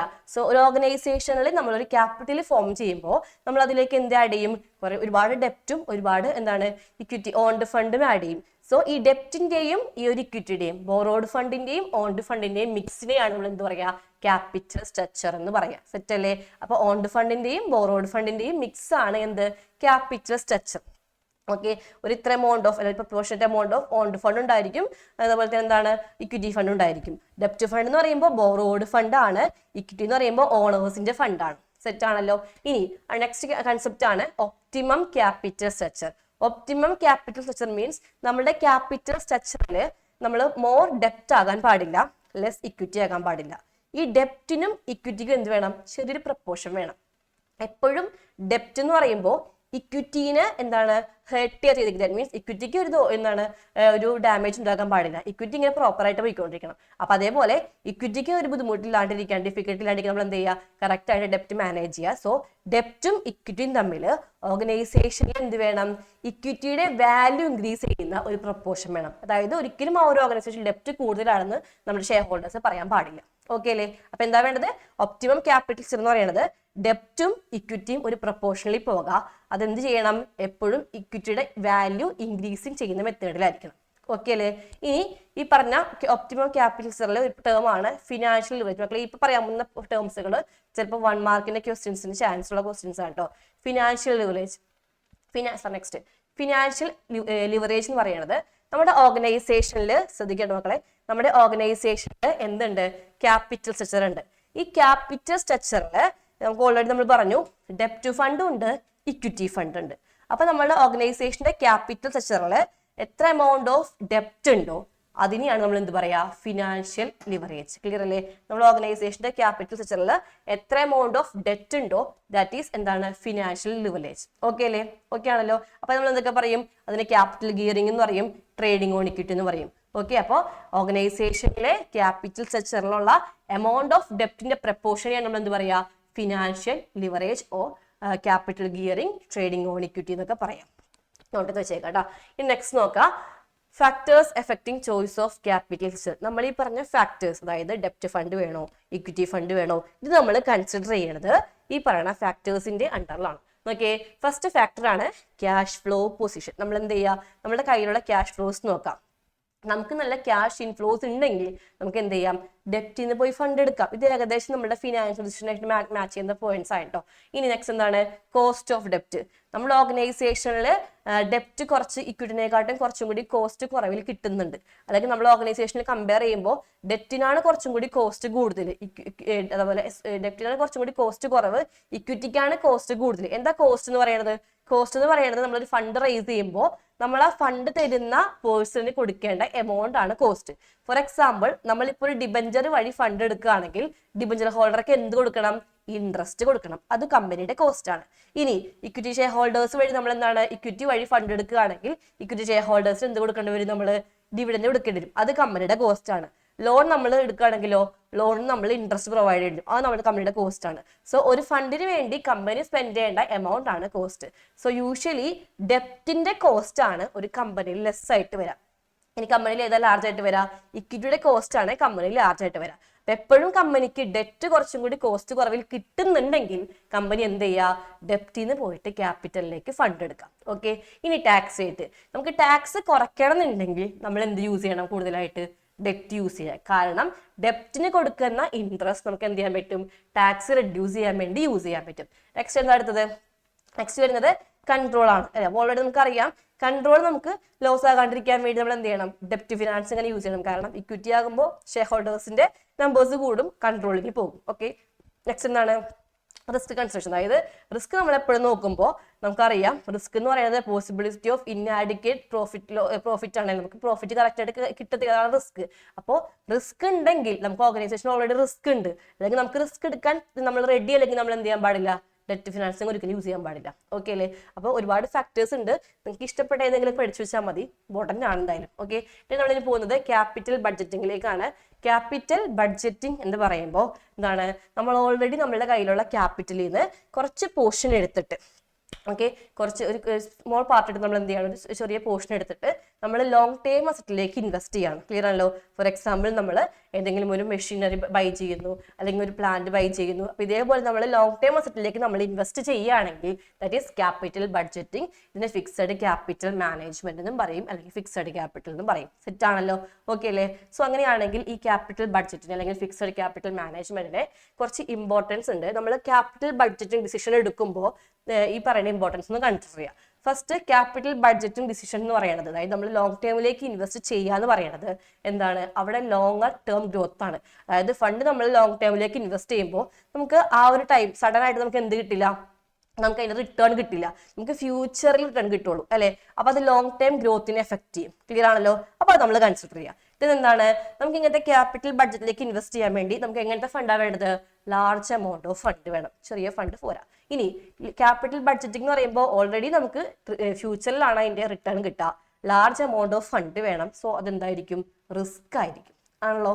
ഇനി നെക്സ്റ്റ് എന്താണ്, നമ്മളിപ്പോൾ വൺസ് നമ്മളൊരു പ്രൊജക്റ്റിലേക്ക് ഇൻവെസ്റ്റ് ചെയ്തു, നമ്മളൊരു പ്ലാന്റ് ബൈ ചെയ്തൊക്കെയാണ്, പർച്ചേസ് ചെയ്തിട്ടുണ്ട്. ഓക്കെ, അപ്പൊ നമുക്ക് പെട്ടെന്ന് ആ ഒരു പ്ലാന്റ് അല്ലെങ്കിൽ ആ ഒരു മെഷീനറി കൊണ്ടുപോയിട്ട് പെട്ടെന്ന് സെല് ചെയ്യാൻ പറ്റും? ഇല്ല. സോ നമ്മൾ ഒരു ടൈമിൽ നമ്മൾ ഇൻവെസ്റ്റ് ചെയ്ത ഒരു എമൗണ്ട് നമുക്ക് പെട്ടെന്ന് അത് എന്ത് ചെയ്യാൻ പറ്റില്ല, റിവേഴ്സ് ചെയ്യാൻ പറ്റത്തില്ല. ഫോർ എക്സാമ്പിൾ, നമ്മളിപ്പോൾ കുറച്ച് പൈസ കൊണ്ട് ബാങ്കിൽ ഇടാണ്, അപ്പൊ നമുക്ക് എന്ത് ചെയ്യാം, ആ ഡെപ്പോസിറ്റ് എമൗണ്ട് എപ്പോൾ വേണമെങ്കിലും വിഡ്രോ ചെയ്യാൻ പറ്റും. അത് സോ സിമ്പിൾ ആണ്. പക്ഷേ ഇതേപോലെ അസറ്റിലേക്ക് ഇൻവെസ്റ്റ് ചെയ്യുമ്പോൾ എന്ത് ചെയ്യാൻ പറ്റില്ല, അസറ്റിലേക്ക് ഇൻവെസ്റ്റ് ചെയ്യുമ്പോൾ നമുക്കത് പെട്ടെന്ന് റിട്ടേൺ ചെയ്യാൻ പറ്റത്തില്ല. അപ്പൊ അതിനെ പറയുന്ന പേരാണ് ഇറിവേഴ്സിബിൾ ഡിസിഷൻ. നമ്മൾ ഇൻവെസ്റ്റ് ചെയ്ത പൈസ പെട്ടെന്ന് നമുക്കത് റിട്ടേൺ ചെയ്യാൻ പറ്റത്തില്ല. സോ ഇതൊക്കെ കൺസിഡർ ചെയ്തിട്ട് നമ്മൾ എന്ത് ചെയ്യാനായിട്ട്, ഇതൊക്കെയാണ് എന്ത് ചെയ്യുന്നത്, ക്യാപിറ്റൽ ബഡ്ജറ്റിന്റെ ഇമ്പോർട്ടൻസ് എന്ന് പറയുന്ന കാര്യങ്ങൾ. ഇനി നമുക്ക് നോക്കാൻ പോകുന്നത്, ഓൾറെഡി നമ്മൾ പറഞ്ഞു ഫിക്സഡ് അസറ്റിൽ ഇൻവെസ്റ്റ് ചെയ്യുകയാണെങ്കിൽ അത് ക്യാപിറ്റൽ ബഡ്ജറ്റിംഗ് ആണ്. അതുപോലെ തന്നെ നമ്മൾ കറണ്ട് അസറ്റിൽ ഇൻവെസ്റ്റ് ചെയ്യുകയാണെങ്കിൽ, ഷോർട്ട് ടേമിലേക്ക് ഇൻവെസ്റ്റ് ചെയ്യുകയാണെങ്കിൽ അത് വർക്കിംഗ് ക്യാപിറ്റലാണ്. ഓക്കെ, അപ്പൊ നമ്മൾ പഠിക്കാൻ പോകുന്നത് ഫിക്സഡ് ക്യാപിറ്റലും വർക്കിംഗ് ക്യാപിറ്റലും നമ്മളുടെ ഡിഫറൻസ് ആണ്. ഫിക്സഡ് ക്യാപിറ്റൽ എന്ന് പറയുമ്പോൾ നമ്മൾ ക്യാപിറ്റൽ ഇൻവെസ്റ്റ് ചെയ്യുന്നത് ഫിക്സഡ് അസറ്റിലായിരിക്കും. വർക്കിംഗ് എന്ന് പറയുമ്പോൾ നമ്മുടെ പാർട്ട് ഓഫ് ക്യാപിറ്റൽ നമ്മൾ ഇൻവെസ്റ്റ് ചെയ്യുന്നത് എന്താണ്, കറണ്ട് അസറ്റിലായിരിക്കും. ഇനി നമുക്ക് ഫിക്സഡ് ക്യാപിറ്റൽ എന്ന് പറയുമ്പോൾ ലോങ് ടേം അസറ്റ് ആണല്ലോ, അപ്പൊ നമുക്ക് പെട്ടെന്ന് അത് ക്യാഷ് ആയിട്ട് കൺവേർട്ട് ചെയ്യാൻ പറ്റില്ല. പക്ഷേ വർക്കിംഗ് ആണെങ്കിലോ നമ്മൾ സ്റ്റോക്ക് പർച്ചേസ് ചെയ്യാം, നമ്മൾ ഡെപ്റ്റേഴ്സിൽ ഇൻവെസ്റ്റ് ചെയ്യുക, അല്ലെങ്കിൽ ബാങ്കിൽ ഡെപ്പോസിറ്റ് ചെയ്യുക, ക്യാഷ് ഇൻ ഹാൻഡ്, ഇതൊക്കെ എന്താണ്, വർക്കിംഗ് ക്യാപിറ്റൽ ഇൻവെസ്റ്റ്മെന്റ് ആണ്. നമുക്ക് എന്ത് ചെയ്യാൻ പറ്റും, പെട്ടെന്ന് ക്യാഷ് ആയിട്ട് കൺവേർട്ട് ചെയ്യാൻ പറ്റും. ഇനി ഫിക്സഡ് അസറ്റ് എന്ന് പറയുമ്പോൾ അത് ട്രേഡിനെ എന്താണ്, ഇൻഡയറക്റ്റ് ആയിട്ട് എപ്പോഴും സപ്പോർട്ട് ചെയ്യും. പക്ഷെ വർക്കിംഗ് ക്യാപിറ്റൽ എന്ന് പറയുമ്പോൾ റോ മെറ്റീരിയൽസ് നമ്മൾ പർച്ചേസ് ചെയ്തു, അതൊക്കെ എന്താണ്, അതൊക്കെ ഡയറക്റ്റ് സപ്പോർട്ടാണ്. ഇനി ഫിക്സഡ് ക്യാപിറ്റൽ എപ്പോഴും ലോങ്ങർ പീരീഡിലേക്കായിരിക്കും, വർക്കിംഗ് ക്യാപിറ്റൽ എപ്പോഴും ഷോർട്ടർ പീരീഡിലേക്കായിരിക്കും. നിങ്ങൾ ഡിഫറൻസ് നോട്ട് ചെയ്ത് വെക്കുക. പിന്നെ നമ്മളിനി പോകുന്നത് ഈ പറഞ്ഞ ഫിക്സഡ് ക്യാപിറ്റലും വർക്കിംഗ് ക്യാപിറ്റലിലേക്കും ഫണ്ട് നമ്മൾ ഡിസൈഡ് ചെയ്യുമ്പോൾ ഈ ഫണ്ട് എത്ര എമൗണ്ട് വേണമെന്ന് തീരുമാനിക്കുന്നത്, ഡിസൈഡ് ചെയ്യുന്നത് ഈ പറയുന്ന ഫാക്ടേഴ്സിന്റെ അണ്ടറിലാണ്. അപ്പൊ നോക്കി, ഫസ്റ്റ് നമ്മളിപ്പോ ഫോർ എക്സാമ്പിൾ നമ്മുടെ കയ്യിൽ കുറച്ച് ക്യാപിറ്റൽ ഉണ്ട്. അപ്പൊ എത്ര എമൗണ്ട് ഓഫ് ക്യാപിറ്റൽ നമ്മൾ ഫിക്സഡ് അസറ്റിലേക്ക് അല്ലെങ്കിൽ ഫിക്സഡ് ക്യാപിറ്റലായിട്ട് നമ്മൾ എന്ത് ചെയ്യണം, മാറ്റി വെക്കണം എന്ന് തീരുമാനിക്കുന്നത് ഈ ഫാക്ടറിന്റെ അടിസ്ഥാനത്തിലാണ്. Okay, first factor okay, nature of business. അതായത് നമ്മുടെ ബിസിനസ് നേച്ചർ. ബിസിനസ് എന്ന് പറയുമ്പോൾ മാനുഫാക്ചറിങ് ഉണ്ട്, ട്രേഡിംഗ് ഉണ്ട്. ട്രേഡിംഗ് ബിസിനസ് ആണെങ്കിൽ നമുക്ക് അധികം അസറ്റ് വേണ്ട, മാനുഫാക്ചറിങ്ങിലാണെങ്കിലോ അസറ്റ് വേണം. അപ്പൊ നമ്മൾ ബിസിനസ് ട്രേഡിംഗ് ആണെങ്കിൽ നമുക്ക് അധികം എന്ത് വേണ്ട, ഫിക്സഡ് ക്യാപിറ്റൽ വേണ്ട. മാനുഫാക്ചറിങ്ങിലാണെങ്കിലോ ഫിക്സഡ് ക്യാപിറ്റലിലേക്ക് ഒരുപാട് എമൗണ്ട് വേണം. ഓക്കെ അല്ലേ? ഇനി scale of operation. Scale of operation എന്ന് പറയുമ്പോൾ സ്മോൾ സ്കെയിലിൽ നമുക്ക് ബിസിനസ് ചെയ്യാം, ലാർജ് സ്കെയിലും ബിസിനസ് ചെയ്യാം. ഓക്കെ അല്ലേ? സ്മോൾ സ്കെയിലിൽ ബിസിനസ് ചെയ്യുമ്പോൾ large amount of fixed capital നമുക്ക് ആവശ്യമില്ല. പക്ഷേ ലാർജ് സ്കെയിലാണെങ്കിലോ large amount of fixed capital വേണം. ഓക്കെ, ഇനി choice of technique. Choice of technique എന്ന് പറയുമ്പോൾ ക്യാപിറ്റൽ ഇൻറ്റൻസീവ് ടെക്നിക്കും ഉണ്ട്, ലേബർ ഇൻറ്റൻസീവ് ടെക്നിക്കും ഉണ്ട്. ക്ലിയർ അല്ലേ മക്കളെ? ക്യാപിറ്റൽ ഇൻറ്റൻസീവ് എന്ന് പറയുമ്പോൾ അവിടെ എന്താണ്, നമുക്ക് ടെക്നിക്സ് അല്ലെങ്കിൽ എന്താണ് ഈ പറഞ്ഞ മെഷീൻസ് ഒക്കെ ഒരുപാട് ആവശ്യം വരും. സോ ക്യാപിറ്റൽ ഇൻറ്റൻസീവ് ആണെങ്കിൽ നമുക്ക് എന്ത് വേണം, more amount of fixed capital വേണം. ലേബർ ഇൻറ്റൻസീവ് ആയുള്ള ബിസിനസ് ആണെങ്കിൽ നമുക്ക് എമൗണ്ട് അധികം വേണ്ട, ഫിക്സഡ് ക്യാപിറ്റലിലേക്ക് അധികം വേണ്ട. ഇനി ടെക്നോളജി. നമ്മുടെ ബിസിനസ് കുറച്ചും കൂടി ടെക്നോളജി അപ്ഗ്രേഡ് ചെയ്യേണ്ട ബിസിനസ് ആണെങ്കിൽ നമുക്ക് എന്ത് വേണം, large amount of fixed capital വേണം. ഇൽ ഗ്രോത്ത് പ്രോസ്പെക്ടസ് ഉള്ള കമ്പനിയാണ് നമുക്ക് എന്ത് വേണം, large amount of fixed capital വേണം. സോ ഈ ഫാക്ടേഴ്സ് നോക്കിയിട്ട് നമ്മൾ എന്ത് ചെയ്യുക, ഫിക്സഡ് ക്യാപിറ്റലായിട്ട് എത്ര ഫണ്ട് റിട്ടേൺ ചെയ്യണം തീരുമാനിക്കാം. ഓക്കെ അല്ലേ? ഇതിന് നമ്മൾ നോക്കുന്നത് ഇതേപോലെ തന്നെ വർക്കിംഗ് ക്യാപിറ്റലിനെ എഫക്ട് ചെയ്യുന്ന ഫാക്ടേഴ്സ് ആണ്. അപ്പൊ നമ്മൾ വർക്കിംഗ് ക്യാപിറ്റൽ എന്ന് പറയുമ്പോൾ നമ്മൾ ഓൾറെഡി പറഞ്ഞു, ഷോർട്ട് ടേമിലേക്ക് ഇൻവെസ്റ്റ് ചെയ്യുന്ന പൈസയാണ്, ഷോർട്ട് ടേം അസറ്റിലേക്ക് ഇൻവെസ്റ്റ് ചെയ്യുന്ന പൈസയാണ്, അല്ലെങ്കിൽ നമ്മൾ ഡേ ടു ഡേ എക്സ്പെൻസിന് വേണ്ടി സ്പെൻഡ് ചെയ്യുന്ന പൈസയാണ്. അങ്ങനെ നിങ്ങളൊന്ന് നോക്കാം. ഓക്കെ. അപ്പോൾ ഈ കറണ്ട് അസറ്റിലേക്ക് ഇൻവെസ്റ്റ് ചെയ്യുന്ന പൈസ അല്ലെങ്കിൽ നമ്മൾ ഈ ഡേ ടു ഡേ എക്സ്പെൻസിന്റെ എമൗണ്ട് എന്ന് പറയുന്നത് ഇനി പറയുന്ന ഫാക്ടേഴ്സിന്റെ അണ്ടറിലാണ് നമ്മൾ എന്ത് ചെയ്യുക, ഡിസൈഡ് ചെയ്യുക. First nature of business. Nature of business എന്ന് പറയുമ്പോൾ ഓൾറെഡി നമുക്കറിയാം ട്രേഡിംഗ് ഉണ്ട്, മാനുഫാക്ചറിംഗ് ഉണ്ട്. മാനുഫാക്ചറിംഗ് ബിസിനസ്സിൽ എപ്പോഴും ഉണ്ടായിരിക്കും, പ്രൊഡക്ഷൻ ഉണ്ടായിരിക്കും. പ്രൊഡക്ഷൻ കൂടുതലാണെങ്കിൽ നമുക്ക് large amount of working capital വേണം. ട്രേഡിങ്ങിലാണെങ്കിലോ വേണ്ട. സെറ്റല്ലേ? ഇനി scale of operation. Scale of operation ആകുമ്പോൾ ലാർജ് സ്കെയിലും ഉണ്ട്, സ്മോൾ സ്കെയിലും ഉണ്ട്. ലാർജ് സ്കെയിൽ ആണെങ്കിൽ നല്ല പ്രൊഡക്ഷൻ ഉണ്ട്, സോ എന്ത് വേണം, വർക്കിംഗ് ക്യാപിറ്റൽ വേണം. അങ്ങനെ നിങ്ങളൊന്ന് ഫോക്കസ് ചെയ്ത് പോകട്ടോ. ഇനി ബിസിനസ് സൈക്കിൾ. ബിസിനസ് സൈക്കിൾ എന്ന് പറയുമ്പോൾ ബൂമും ഉണ്ട്, പിന്നെ നമുക്കറിയാം ഡിപ്രഷൻ എന്ന് പറയാം. ബൂം എന്ന് പറയുമ്പോൾ എല്ലാം അതിന്റെ പീക്കിലാണ്, ഭയങ്കര പ്രൊഡക്ഷൻ അല്ലെ, ഭയങ്കര ഡിമാൻഡ്. സോ പ്രൊഡക്ഷൻ കൂടുതൽ നമുക്ക് എന്ത് വേണം, ബൂമിലാണ് നമുക്ക് അപ്പം എന്താ വേണം, വർക്കിംഗ് ക്യാപിറ്റൽ വേണം. ഡിപ്രഷനിലാണെങ്കിലോ വർക്കിംഗ് ക്യാപിറ്റൽ അധികം വേണ്ട. ഓക്കെ. ഇനി സീസണൽ ഫാക്ടേഴ്സ്. സീസണൽ ഫാക്ടേഴ്സ് എന്ന് പറയുമ്പോൾ പീക്കും ഉണ്ട്, ലീനും ഉണ്ട്. പീക്ക് എന്ന് പറയുമ്പോൾ എന്താണ്, നമുക്ക് നല്ല ഡിമാൻഡാണ് അല്ലേ. അപ്പൊ നമ്മൾ എന്ത് ചെയ്യുക, പീക്കിൽ ഒരുപാട് എമൗണ്ട് ഓഫ് വർക്കിംഗ് ക്യാപിറ്റൽ നമ്മൾ റിട്ടേൺ ചെയ്യുക, ലീനിലാണെങ്കിലോ അധികം വേണ്ട. ദെൻ പ്രൊഡക്ഷൻ സൈക്കിളാണ്. പ്രൊഡക്ഷൻ സൈക്കിൾ എന്ന് വെച്ചിട്ടുണ്ടെങ്കിൽ നമ്മൾ പ്രൊഡക്റ്റ് ഉണ്ടാക്കുന്ന ഒരു ടൈം അല്ലെ, പ്രൊഡക്റ്റ് ഉണ്ടാക്കി കസ്റ്റമേഴ്സിന് സെല്ല് ചെയ്ത് നമ്മുടെ കയ്യിലേക്ക് ക്യാഷ് കിട്ടുന്ന ഒരു ടൈം. അതായത് പ്രൊഡക്ഷൻ സൈക്കിൾ ലാർജ് ആണെങ്കിൽ നമുക്ക് ലാർജ് എമൗണ്ട് വർക്കിംഗ് ക്യാപിറ്റൽ വേണം. പ്രൊഡക്ഷൻ സൈക്കിൾ സ്മോൾ ആണെങ്കിലോ നമുക്ക് അത്രത്തോളം എമൗണ്ട് വർക്കിംഗ് ക്യാപിറ്റൽ വേണ്ട. അപ്പം നിങ്ങളത് നോക്കി നന്നായിട്ട് പഠിച്ചു വെക്കാം കേട്ടോ.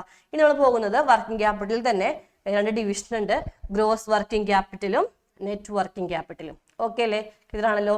ഗ്രോസ് വർക്കിംഗ് ക്യാപിറ്റൽ എന്ന് പറയുമ്പോൾ നോട്ട് ചെയ്യാം മക്കളെ. ഗ്രോസ് വർക്കിംഗ് ക്യാപിറ്റൽ എന്ന് പറയുമ്പോൾ എന്താണ്, നമ്മുടെ ഗ്രോസ് വർക്കിംഗ് ക്യാപിറ്റൽ എന്ന് പറയുന്നത് ടോട്ടൽ കറണ്ട് അസറ്റ് ആണ്. നമ്മുടെ കറണ്ട് അസറ്റിന്റെ ടോട്ടൽ എന്ന് പറയും, ഗ്രോസ് വർക്കിംഗ് ക്യാപിറ്റൽ എന്ന് പറയും. ഇനി നെറ്റ് വർക്കിംഗ് ക്യാപിറ്റൽ എന്ന് പറയുമ്പോൾ കറണ്ട് അസറ്റ് നമ്മൾ എന്ത് ചെയ്യുക, കറണ്ട് ലയബിലിറ്റീസ് മൈനസ് ചെയ്യാം. ക്ലിയർ ആണല്ലോ. അപ്പൊ ഗ്രോസ് എന്ന് പറയുമ്പോൾ ടോട്ടൽ കറണ്ട് അസറ്റ് ആണ്, നെറ്റ് എന്ന് പറയുമ്പോൾ current asset minus current liabilities ആണ്. ഇത് നോട്ട് ചെയ്യാട്ടോ, എവിടെയെങ്കിലൊക്കെ ചോദിക്കാനുള്ള ചാൻസ് ഉണ്ട്. ഓക്കെ. അപ്പൊ നമ്മുടെ ഫസ്റ്റ് 2 ചാപ്റ്റേഴ്സിലെ ലാസ്റ്റത്തെ ഫസ്റ്റ് 2 ചാപ്റ്റർ കഴിഞ്ഞിട്ടുണ്ട്. ഇനി നമ്മൾ നെക്സ്റ്റ് ചാപ്റ്റർ ഫിനാൻഷ്യൽ മാർക്കറ്റ് എന്ന് പറഞ്ഞ ചാപ്റ്ററിലേക്ക് പോവാണ്. ഈ ചാപ്റ്റർ കുറച്ച് നമ്മൾ നന്നായിട്ട് നോക്കേണ്ട ഒരു ആവശ്യമുണ്ട്. കാരണം കുറച്ച് നിങ്ങൾക്കുള്ളതിൽ കുറച്ച് ടഫായിട്ടുള്ള ചാപ്റ്റേഴ്സ് ഫിനാൻഷ്യൽ മാർക്കറ്റ് ആയിരിക്കും. ക്ലിയർ ആയില്ലേ? അപ്പൊ ഇത് അങ്ങനെ നിങ്ങൾ കുഴപ്പിക്കുന്ന ചോദ്യങ്ങൾ ചോദിക്കാറില്ല. അപ്പൊ നിങ്ങൾ നന്നായിട്ടൊന്ന് ഫോക്കസ് ചെയ്ത് പഠിക്കാം. ഓക്കെ. ഫസ്റ്റ് നമ്മൾ നോക്കുന്നത് ഫിനാൻഷ്യൽ മാർക്കറ്റ് എന്താണെന്നാണ്.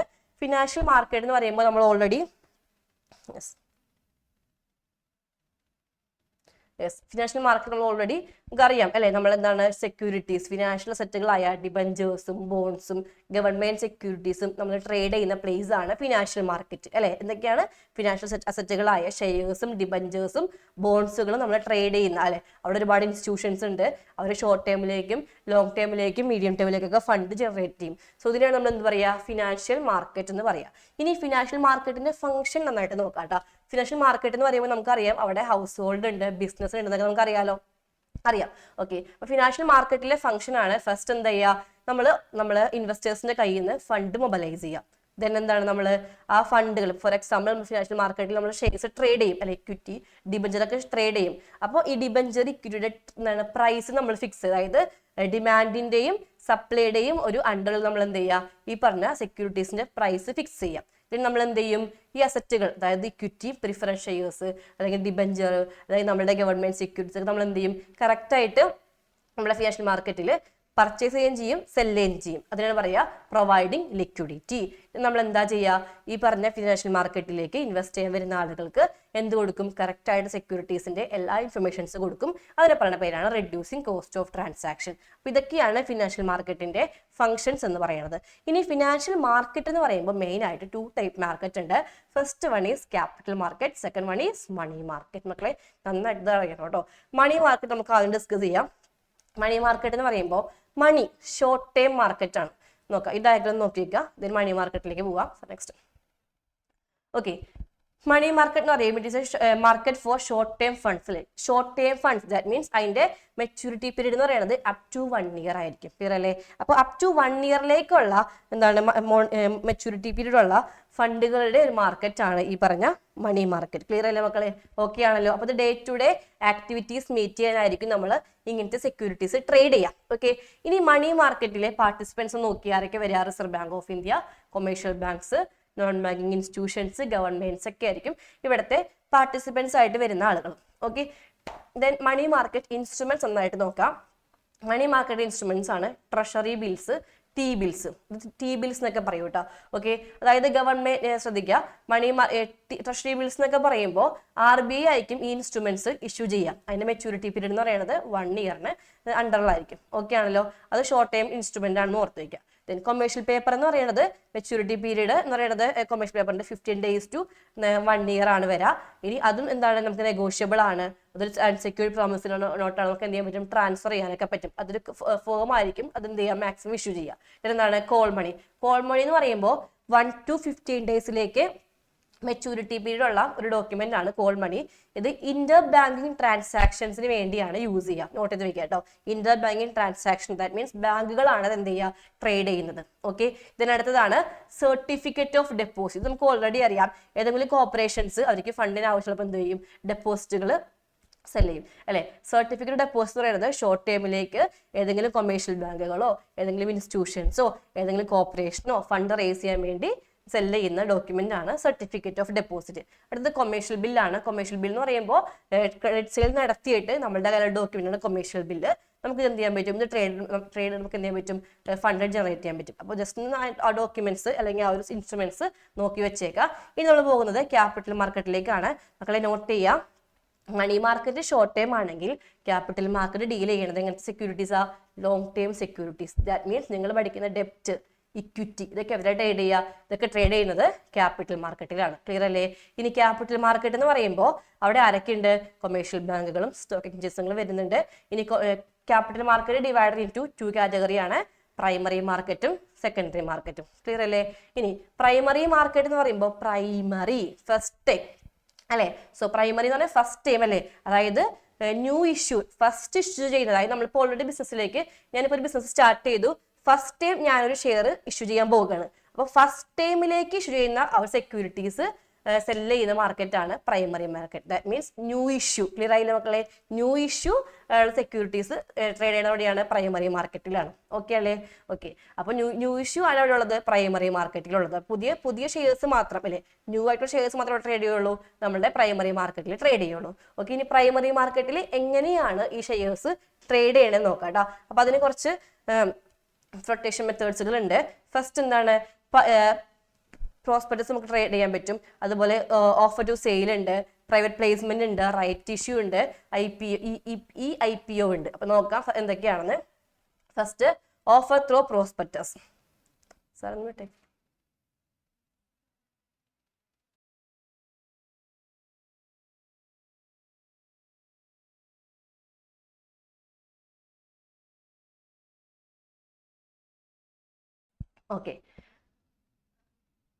ഓക്കെ അപ്പം ഓഫർ ത്രൂ പ്രോസ്പെക്ടസ് നോക്കാം.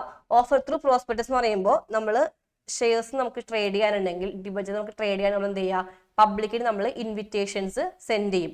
പബ്ലിക്കിന് നമ്മൾ ഇൻവിറ്റേഷൻസ് നമ്മൾ സെൻഡ് ചെയ്തിട്ട് നമ്മൾ ഷെയർസും ഡിബഞ്ചേഴ്സും പബ്ലിക്കിനെ കൊണ്ട് സബ്സ്ക്രൈബ് ചെയ്യിപ്പിക്കുന്ന ഒരു പരിപാടിയാണ് എന്ത്, ഓഫർ ത്രൂ പ്രോസ്പെക്ടസ്. ക്ലിയർ ആണല്ലോ? അപ്പൊ ഇൻവിറ്റേഷൻ വഴി ഷെയറും ഡിബഞ്ചേഴ്സും പബ്ലിക്കിന് നമ്മൾ സെല് ചെയ്യുക. ഇതിനടുത്താണ് offer for sale. Offer for sale എന്ന് പറയുമ്പോൾ ഒരു ന്യൂ സെക്യൂരിറ്റി നമ്മൾ ആദ്യം പബ്ലിക്കിന് ഓഫർ ചെയ്യുമ്പോൾ കമ്പനി ഡയറക്റ്റ് ആയിട്ട് പോയി, ഫോർ എക്സാമ്പിൾ എൻ്റെ കമ്പനി ഒരു ന്യൂ സെക്യൂരിറ്റീസ് ഇഷ്യൂ ചെയ്യാൻ പോകുകയാണ്. അങ്ങനെ ഇഷ്യൂ ചെയ്യാൻ പോകുമ്പോൾ കമ്പനി ഡയറക്റ്റ് ആയിട്ട് പോയിട്ട് പബ്ലിക്കിന് സെല് ചെയ്യില്ല. അതിന് പകരം കമ്പനി എന്ത് ചെയ്യും, ഏതെങ്കിലും ഇന്റർമീഡിയറി ബ്രോക്കേഴ്സിനൊക്കെ നോക്കും, അല്ലെങ്കിൽ അണ്ടർ റൈറ്റേഴ്സിനൊക്കെ നോക്കും. ഇതേപോലെ ബ്രോക്കേഴ്സിനൊക്കെ എടുത്തിട്ട് കമ്പനി എന്ത് ചെയ്യും, ആ ബ്രോക്കേഴ്സിന് ഈ ഷെയർ വിൽക്കും. ഓക്കെ, ദെൻ ഈ ഷെയർ സെല് ചെയ്യും. ഈ ഷെയർ എന്ത് ചെയ്യും, ഈ ഷെയർ ബ്രോക്കേഴ്സ് ബൈ ചെയ്തിട്ട് ഈ ഷെയർ ബ്രോക്കേഴ്സ് എന്ത് ചെയ്യും, പൈസ കുറച്ചും കൂടി കൂട്ടിയിട്ട് അല്ലെ ഹയർ പ്രൈസിന് പബ്ലിക്കിന് വിൽക്കും. സോ ഫസ്റ്റ് ടൈമിൽ ഇഷ്യൂ ചെയ്യുന്ന ഒരു സെക്യൂരിറ്റി ഇനീഷ്യലി അതൊരു ബ്രോക്കർ ബൈ ചെയ്തിട്ട് ആ ബ്രോക്കർ കുറച്ചും കൂടി ഹയർ പ്രൈസിന് പബ്ലിക്കിന് ഓഫർ ചെയ്യുകയാണെങ്കിൽ that is offer for sale. Clear ആണോ മക്കളെ? ഓക്കെ അല്ലേ പറയുന്നത്? നെക്സ്റ്റ് ആണ് പ്രൈവറ്റ് പ്ലേസ്മെന്റ്. പ്രൈവറ്റ് പ്ലേസ്മെന്റ് എന്ന് വെച്ചിട്ടുണ്ടെങ്കിൽ ഓൾറെഡി ഇപ്പൊ ഞാനൊരു ന്യൂ ഷെയർ ഇഷ്യൂ ചെയ്യാൻ പോകുകയാണ്.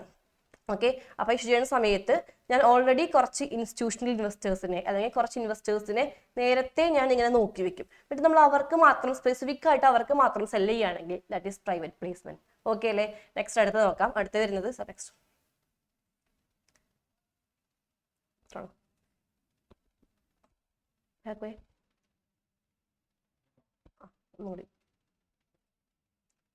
Back back back back.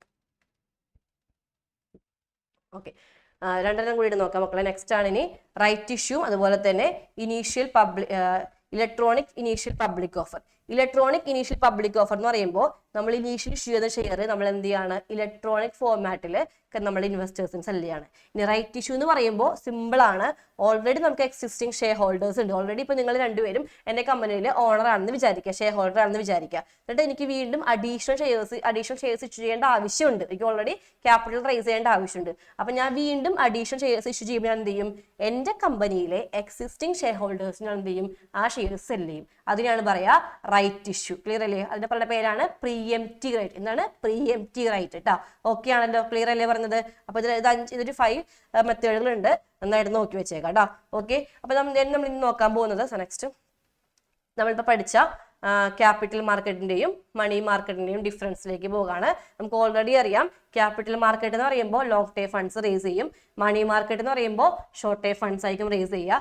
Capital market എന്ന് പറയുമ്പോൾ ലാർജ് ഫണ്ടാണ് നമുക്ക് അറേഞ്ച് ചെയ്യാൻ പറ്റുക. മണി മാർക്കറ്റ് എന്ന് പറയുമ്പോൾ സ്മോൾ ഫണ്ട് നമുക്ക് അറേഞ്ച് ചെയ്യാൻ പറ്റുള്ളൂ. ക്യാപിറ്റൽ മാർക്കറ്റിലെ റെഗുലേറ്റർ എന്ന് പറയുന്നത് സെബി ആണ്. മണി മാർക്കറ്റിലെ റെഗുലേറ്റർ എന്ന് പറയുന്നത് RBI ആണ്. നോക്കി വെക്കണം മക്കളെ അത്. നെക്സ്റ്റ്, ക്യാപിറ്റൽ മാർക്കറ്റിൽ നമുക്ക് ഇൻസ്ട്രുമെന്റ്സ് ഡീൽ ചെയ്യുന്നത് കുറച്ചും കൂടി റിസ്കി ആയിട്ടായിരിക്കും, കാരണം ലോങ് ടൈം ഇൻവെസ്റ്റ്മെന്റ് ആയിരിക്കും അവിടെ, അല്ലേ? ഇനി മണി മാർക്കറ്റ് എന്ന് പറയുമ്പോൾ ഷോർട്ട് ടൈമിലേക്കാണ്.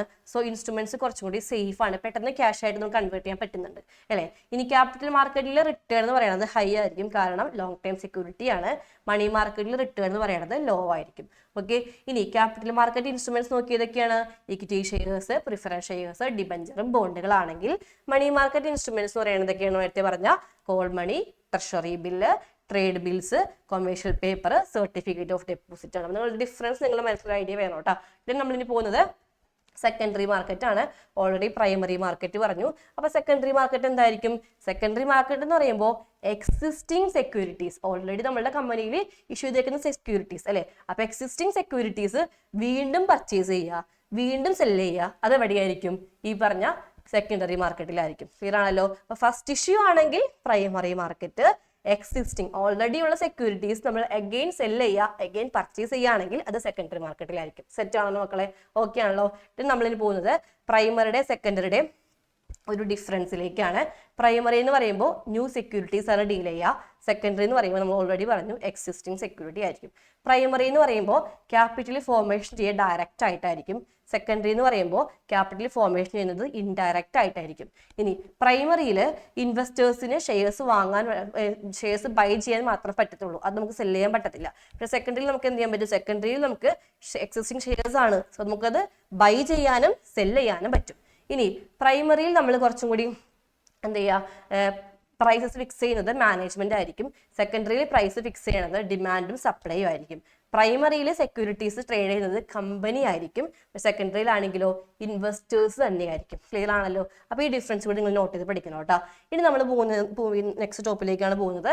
നോക്കാം. നെക്സ്റ്റ് ടോപ്പിക് സ്റ്റോക്ക് എക്സ്ചേഞ്ചസ് ആണ്. സ്റ്റോക്ക് എക്സ്ചേഞ്ചസ് എന്ന് പറയുന്നത് നോക്കാം മക്കളെ, നമ്മൾ ഷെയർസ്, എക്സിസ്റ്റിംഗ് ഷെയർസ് ആയിക്കോട്ടെ, സെക്കൻഡ് ഹാൻഡ് സെക്യൂരിറ്റീസ് ആയിക്കോട്ടെ. അപ്പൊ നമ്മൾ ഓൾറെഡി ഇഷ്യൂ ചെയ്തേക്കുന്ന സെക്യൂരിറ്റിയാണ് എക്സിസ്റ്റിംഗ് സെക്യൂരിറ്റീസ്. അപ്പൊ എക്സിസ്റ്റിംഗ് സെക്യൂരിറ്റീസ് അല്ലെങ്കിൽ സെക്കൻഡ് ഹാൻഡ് സെക്യൂരിറ്റീസ് നമ്മൾ ട്രേഡ് ചെയ്യുന്ന ആ ഒരു പ്ലേസ് ആണ് എന്ത്? സ്റ്റോക്ക് എക്സ്ചേഞ്ചസ് അഥവാ സ്റ്റോക്ക് മാർക്കറ്റ് എന്ന് പറയുന്നത്. ക്ലിയർ ആണല്ലോ? അപ്പൊ നിങ്ങൾ അതിന്റെ ആ ഒരു കാര്യങ്ങളൊക്കെ ഓർത്ത് വയ്ക്കുക. ഈ സ്റ്റോക്ക് മാർക്കറ്റ് അല്ലെങ്കിൽ സ്റ്റോക്ക് എക്സ്ചേഞ്ച് നമുക്ക് എന്ത് ചെയ്യാൻ പറ്റും? സെക്യൂരിറ്റീസ് ട്രേഡ് ചെയ്യാൻ പറ്റും, കുറച്ചും കൂടി സേഫ് ആയിരിക്കും, നമുക്ക് കുറച്ചും കൂടി ക്രെഡിറ്റ് വർത്തൻസ് ഉള്ള കമ്പനികളായിരിക്കും ഇവിടെ പോയിട്ട് ട്രേഡ് ചെയ്യാം. ഓക്കെ, ഇതിന്റെ ഫംഗ്ഷൻസ് നോക്കുക. സ്റ്റോക്ക് മാർക്കറ്റിൽ അല്ലെങ്കിൽ എക്സ്ചേഞ്ചസ് ഫംഗ്ഷൻസ് നോക്കുക. ഫസ്റ്റ് ലിക്വിഡിറ്റി പ്രൊവൈഡ് ചെയ്യും, സെക്യൂരിറ്റീസിന്റെ പ്രൈസ് ഫിക്സ് ചെയ്യും, നമുക്ക് ട്രാൻസാക്ഷൻ കുറച്ചും കൂടി സേഫ്റ്റി ആയിരിക്കും, നമ്മുടെ എക്കണോമിക് ഗ്രോത്തിനെ ഹെൽപ്പ് ചെയ്യും.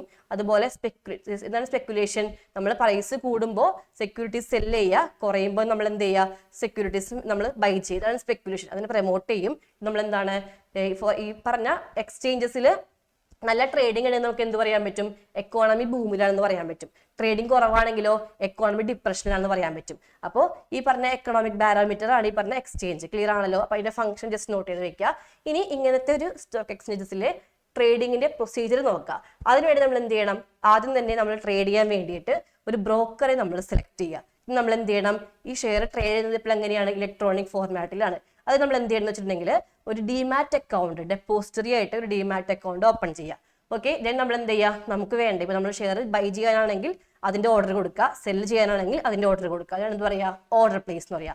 ദെൻ നമ്മൾ ബ്രോക്കർ എന്ത് ചെയ്യും, ഈ പറഞ്ഞ ബ്രോക്കർ ഈ ഓർഡർ അനുസരിച്ച് നമ്മൾ എന്ത് ചെയ്യും, സെല്ല് ഒന്നില്ലെങ്കിൽ ഷെയർ ബൈ ചെയ്യും അല്ലെങ്കിൽ ഷെയർ സെല് ചെയ്യും. എന്നിട്ട് നമുക്ക് എന്ത് ചെയ്യും, ഒന്നില്ലെങ്കിൽ അതിന്റെ പൈസ അയച്ചു തരും അല്ലെങ്കിൽ നമ്മുടെ കയ്യിൽ നിന്ന് പൈസ മേടിക്കും. ക്ലിയർ ആണല്ലോ. അപ്പൊ ഷെയർസിന്റെ ട്രേഡിങ്ങിന്റെ സ്റ്റെപ്സ് ആണ് പറഞ്ഞേക്കുന്നത്, നോക്കി വെച്ചേക്കാം കേട്ടോ. ഇനി നമ്മൾ പോകുന്നത്, നമ്മൾ ഓൾറെഡി പറഞ്ഞു ഇവിടെ സ്റ്റോക്ക് എക്സ്ചേഞ്ചസിൽ ഇപ്പോൾ നമ്മൾ ഷെയർസ് ട്രേഡ് ചെയ്യുന്നത് ഇലക്ട്രോണിക് ഫോർമാറ്റിലാണ്. അപ്പൊ അതിന്റെ ഒരു ടേം നിങ്ങൾക്ക് പഠിക്കാനുണ്ട്. അതിനെ പറയുന്ന പേരാണ് ഡീമെറ്റീരിയലൈസേഷൻ. ഇവിടെ വെച്ച് മക്കളെ ഡീമെറ്റീരിയലൈസേഷൻ കേട്ടോ. അതായത് ഡീമെറ്റീരിയലൈസേഷൻ എന്ന് പറയുന്നത് മക്കളെ, നമ്മൾ ഓൾറെഡി നമ്മൾ ഷെയർസ് വാങ്ങിക്കുന്നത് ഇങ്ങനെ ട്രഡീഷണൽ പണ്ടാണെങ്കിൽ നമ്മൾ എങ്ങനെ വാങ്ങിക്കുക, ഫിസിക്കൽ ഫോമിലായിരിക്കും. ഇപ്പോഴങ്ങനെയല്ല, ഷെയർസ് പർച്ചേസ് എങ്ങനെയാണ്, ഇലക്ട്രോണിക് ഫോർമാറ്റിലാണ്. സോ നമ്മൾ ഷെയർസ് ഇലക്ട്രോണിക് ഫോമിലേക്ക് പർച്ചേസ് ചെയ്യുകയാണെങ്കിൽ അതിനെ പറഞ്ഞ പേരാണ് ഡീമെറ്റീരിയലൈസേഷൻ. ക്ലിയർ ആണല്ലോ. അപ്പൊ ഇലക്ട്രോണിക് ഫോർമാറ്റിൽ നമ്മൾ ഷെയർസ് ബൈ ചെയ്യുകയാണെങ്കിൽ അത് നമുക്ക് എന്ത് പറയാം, ഡീമെറ്റീരിയലൈസേഷൻ എന്ന് പറയാം. സെറ്റ് അല്ലേ മക്കളെ, ഓക്കെ ആണല്ലോ. നമ്മൾ ഫിസിക്കൽ ഫോമിൽ നമ്മൾ ഷെയർസ് ബൈ ചെയ്യാതെ ഇലക്ട്രോണിക് ഫോർമാറ്റിൽ ഷെയർസ് ബൈ ചെയ്യാം. അതിനെന്താണ് ഈ ഡീമെറ്റീരിയലൈസേഷൻ എന്ന് പറയുന്നത്. ഓക്കെ, അപ്പൊ ജസ്റ്റ് ഒന്ന് നോക്കി വെച്ചേക്കാം കേട്ടോ. ഇനി അടുത്തതാണ് ഡെപ്പോസിറ്ററി. ഡെപ്പോസിറ്ററി എന്ന് പറയുമ്പോൾ നമുക്ക് ഇതേപോലെ ഇലക്ട്രോണിക് ഫോമിൽ ഇൻവെസ്റ്റേഴ്സിന്റെ ഒരു ഇൻസ്ട്രക്ഷൻ പ്രകാരം ഷെയർസ് ബൈ ചെയ്യണം. അതിന് നമുക്ക് എന്ത് വേണം, ഒരു ഡെപ്പോസിറ്ററി ടെക്നോളജി സിസ്റ്റം വേണം. ക്ലിയർ ആണല്ലോ. അപ്പൊ ഈ ഡെപ്പോസിറ്ററി ടെക്നോളജി സിസ്റ്റം വഴിയാണ് നമ്മൾ എന്ത് ചെയ്യുക, ഈ ഷെയർസ് ഇലക്ട്രോണിക് ഫോർമാറ്റിൽ ബൈ ചെയ്യുന്നത്. ഓക്കെ, അപ്പൊ നമ്മുടെ ഷെയർസ് ഇലക്ട്രോണിക് ഫോർമാറ്റിൽ നമ്മൾ ബൈ ചെയ്യാൻ വേണ്ടി നമ്മളെ ഹെൽപ്പ് ചെയ്യുന്ന ഒരു ടെക്നോളജി സിസ്റ്റം ആണ് എന്ത്, ഡെപ്പോസിറ്ററി. ഓക്കെ ആണല്ലോ. അപ്പൊ ഇതുവഴി നമുക്ക് എന്ത് ചെയ്യാൻ പറ്റും, ഈ പറഞ്ഞ ഡെപ്പോസിറ്ററി ഉണ്ടെങ്കിൽ നമുക്ക് എന്ത് ചെയ്യാൻ പറ്റും, നെക്സ്റ്റ് നമ്മുടെ സമയം സേവ് ചെയ്യാൻ പറ്റും, നമ്മുടെ ടൈം സേവ് ചെയ്യാൻ പറ്റും, പേപ്പർ വർക്ക് കുറയ്ക്കാൻ പറ്റും, ട്രാൻസാക്ഷന്റെ കോസ്റ്റ് കുറയ്ക്കാൻ പറ്റും, ട്രേഡിംഗ് കുറച്ചും കൂടി ഈസി ആക്കാൻ പറ്റും, ട്രാൻസാക്ഷൻ കുറച്ചും കൂടി ട്രാൻസ്പെറന്റ് ആക്കാൻ പറ്റും. അപ്പൊ ഇങ്ങനെ നമുക്ക് കുറച്ച് ബെനഫിറ്റ്സുകൾ ഉണ്ട്. ഓക്കെ ആണല്ലോ. അപ്പൊ നോക്കി വെച്ചാൽ മതി എന്താണ് ഡെപ്പോസിറ്ററിയും എന്താണ് ഡീമെറ്റീരിയലൈസേഷൻ നോക്കി വെച്ചേക്കാം. ഇതിന് നമ്മൾ ഇനി പോകുന്നത് നമ്മുടെ NSE-യിലേക്കാണ്, national stock exchanges of India. നോക്കി വെച്ചേക്കണം കേട്ടോ. NSE എന്ന് പറയുമ്പോൾ നമുക്ക് ഓൾറെഡി അറിയാം, റെക്കഗ്നൈസ്ഡ് സ്റ്റോക്ക് എക്സ്ചേഞ്ചസ് ആണ്. ഇവിടെ നമ്മൾ ഇൻഷുറൻസ് കമ്പനീസ്, ഫിനാൻഷ്യൽ ഇൻസ്റ്റിറ്റ്യൂഷൻസ് ഇവരൊക്കെ ഉണ്ട് അല്ലെ. ഇത് നമ്മുടെ കൺട്രിക്ക് എന്താണ് കുറച്ചും കൂടി ഓൺലൈൻ ബേസ്ഡ് ട്രാൻസാക്ഷൻസ്, ഇൻവെസ്റ്റേഴ്സ് ഓൺലൈനിൽ നമുക്ക് എന്ത് ചെയ്യാൻ പറ്റും, ഷെയർസ് വാങ്ങാനും ഷെയർസ് ബൈ ചെയ്യാനും പർച്ചേസ് ചെയ്യാനൊക്കെ പറ്റും അല്ലെ. അപ്പൊ നോട്ട് ചെയ്ത് വെക്കാം. യെസ് കീർത്തന, ഡൗട്ട് ക്ലാസ് കഴിഞ്ഞിട്ട് പറഞ്ഞാൽ മതിയില്ലേ. ഓക്കെ, പറയണോ, ചോദിക്കണോ, പറഞ്ഞോ.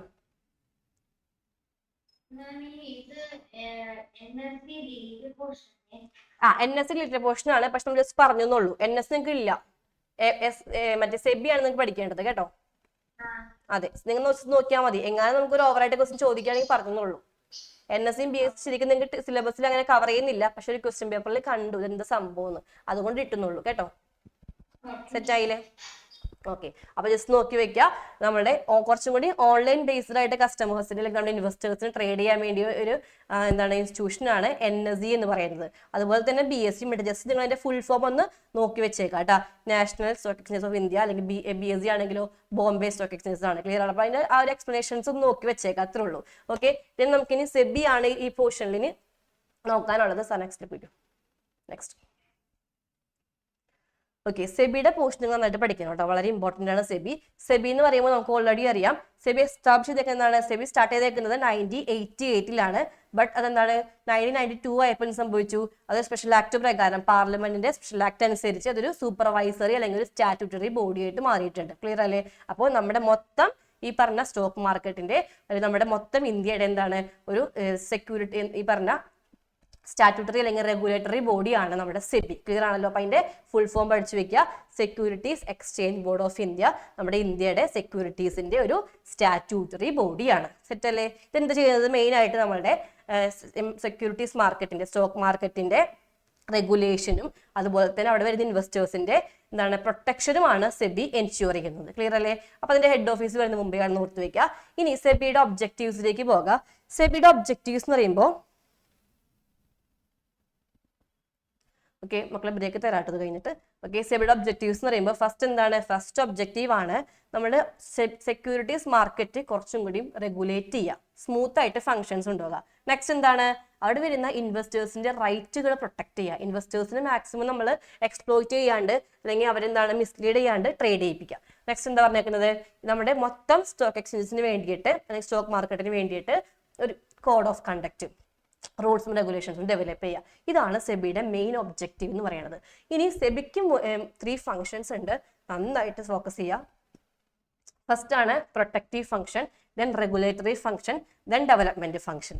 നമുക്ക് ഓരോ ഫംഗ്ഷൻസും ഡീപ്പായിട്ട് പഠിക്കാറുണ്ട് കേട്ടോ. നോക്കാം, റെഗുലേറ്ററി ഫംഗ്ഷൻസ് എന്ന് പറയുമ്പോൾ അവിടെ കുറെ റെഗുലേഷൻ, ദാറ്റ് മീൻസ് കുറെ എന്താണ് കമ്പൽസറി ആയിട്ടുള്ള ആക്ടിവിറ്റീസ് വരും. അതായത് രജിസ്ട്രേഷൻ ഓഫ് ബ്രോങ്ക്, അതായത് നമ്മുടെ സ്റ്റോക്ക് മാർക്കറ്റിൽ ഏതൊക്കെ ബ്രോക്കേഴ്സ് ഉണ്ടോ അവരെ കറക്റ്റായിട്ട് എന്ത് ചെയ്യുക, രജിസ്ട്രേഷൻ ചെയ്യുക. സെബിയിൽ പോയിട്ട് എന്ത് ചെയ്യുക, കറക്റ്റായിട്ട് ഇൻവെസ്റ്റ്മെന്റ് സ്കീമും മ്യൂച്വൽ ഫണ്ടും ഫുൾ രജിസ്റ്റർ ചെയ്യുക. ദെൻ സ്റ്റോക്ക് ബാങ്കേഴ്സും പോർട്ട്ഫോളിയോ എക്സ്ചേഞ്ചസും ഇങ്ങനെ റെഗുലേറ്റ് ചെയ്യുക. അതുപോലെ തന്നെ ഫ്രോഡിലന്റ് ആക്ടിവിറ്റീസിനെ പ്രൊഹിബിറ്റ് ചെയ്യുക. പിന്നെ ഇൻസൈഡർ ട്രേഡിംഗ് ഉണ്ടാവും, അത് കൺട്രോൾ ചെയ്യുക. ഇതാണ് റെഗുലേഷനിൽ വരുന്ന ഫംഗ്ഷൻസ്. മൊത്തം അങ്ങോട്ട് റെഗുലേറ്റ് ചെയ്യുക, കുറച്ച് പെർമിഷൻസ് ഒക്കെ ഒഴിവാക്കുക. ഇനി അടുത്തതാണ് ഡെവലപ്മെന്റ് ഫംഗ്ഷൻ. ഡെവലപ്മെന്റ് ഫംഗ്ഷൻ എന്ന് പറയുമ്പോൾ നമ്മൾ കുറച്ചും കൂടി ഡെവലപ്പാണ് ചെയ്യുന്നത് അല്ലെ. അതെന്തൊക്കെയാണെന്ന് നോക്കാം. ഫസ്റ്റ് ഇൻവെസ്റ്റേഴ്സിന് എഡ്യൂക്കേഷൻ കൊടുക്കുക, ഇന്റർമീഡിയറീസിന് ട്രെയിനിങ് കൊടുക്കുക. പിന്നെ നമ്മൾ എന്ത് ചെയ്യുക, മാർക്കറ്റിൽ വരുന്ന പാർട്ടിസിപ്പൻസിന് ഇൻഫർമേഷൻസ് കിട്ടാൻ വേണ്ടിയിട്ട് റിസർച്ച് ഒക്കെ കണ്ടക്ട് ചെയ്യുക. അവർക്ക് കുറച്ചും കൂടി ഇൻഫർമേഷൻ കിട്ടാൻ വേണ്ടി റിസർച്ചുകൾ നടത്താം. ക്ലിയർ അല്ലേ? ഇതാണ് ഡെവലപ്മെന്റ് ഫംഗ്ഷനിൽ വരുന്ന കാര്യങ്ങൾ. ഇനി കുറച്ചും കൂടി പ്രൊട്ടക്റ്റീവ് ഫംഗ്ഷൻ ഉണ്ട്. പ്രൊട്ടക്റ്റീവ് എന്ന് പറയുമ്പോൾ അവർ കുറച്ചും കൂടി ഫോക്കസ് ചെയ്യുന്നത് നമ്മുടെ ഇൻവെസ്റ്റേഴ്സിനെ കുറിച്ചായിരിക്കും. ക്ലിയർ ആയില്ലേ? അപ്പൊ പ്രൊട്ടക്റ്റീവ് ഫംഗ്ഷൻ എന്ന് പറയുന്ന സാർ നോക്കാം. നെക്സ്റ്റ് ആണ് ഫ്രോഡുലന്റ് ആയിട്ടുള്ള അൺഫെയർ ആയിട്ടുള്ള ട്രേഡ് പ്രാക്ടീസസ് റെഡ്യൂസ് ചെയ്യുക. ഓക്കെ അല്ലേ? പിന്നെ എന്താണ് ഇൻസൈഡർ ട്രേഡിംഗ്, അതായത് ഇൻസൈഡർ ട്രേഡിംഗ് ഒക്കെ കൺട്രോൾ ചെയ്യുക. ദെൻ ഇൻവെസ്റ്റേഴ്സിന്റെ പ്രൊട്ടക്ഷൻ, അതുപോലെ തന്നെ നമ്മൾ കുറച്ചും കൂടി ട്രേഡിംഗ് ഫെയർ ആക്കാൻ വേണ്ടിയിട്ട് കോഡ് ഓഫ് കണ്ടക്റ്റുകൾ സെക്യൂരിറ്റീസ് മാർക്കറ്റിലേക്ക് ഇഷ്യൂ ചെയ്യുക. ഇതൊക്കെയാണ് പ്രൊട്ടക്റ്റീവ് ഫംഗ്ഷൻ. അപ്പം നിങ്ങൾ ഈ 3 ഫംഗ്ഷനിലെയും കാര്യങ്ങൾ നന്നായിട്ട് പഠിക്കണം, മാറിപ്പോകരുത് കേട്ടോ. ഇനി നമുക്ക് ഈ ചാപ്റ്ററിലെ ക്വസ്റ്റ്യനിലേക്ക് നോക്കാം. ഈ ചാപ്റ്ററിലെ മാത്രം വേഗം ക്വസ്റ്റ്യൻ നോക്കിയിട്ട് ബാക്കി 2 ചാപ്റ്ററിലെ ക്വസ്റ്റ്യൻസ് ബ്രേക്ക് ആയിട്ട് നോക്കാം കേട്ടോ. Okay, an institution constituted for the purpose of assisting, regulating, controlling business buying and selling of dealing existing securities. മക്കളെ, ഇതിൽ ഏതാണ് എക്സിസ്റ്റിംഗ് സെക്യൂരിറ്റീസ്? എക്സിസ്റ്റിംഗ് ആയ സെക്യൂരിറ്റീസ് ട്രേഡ് ചെയ്യാൻ വേണ്ടി ഹെൽപ്പ് ചെയ്യുന്നത്. സർ വിളിച്ചോ.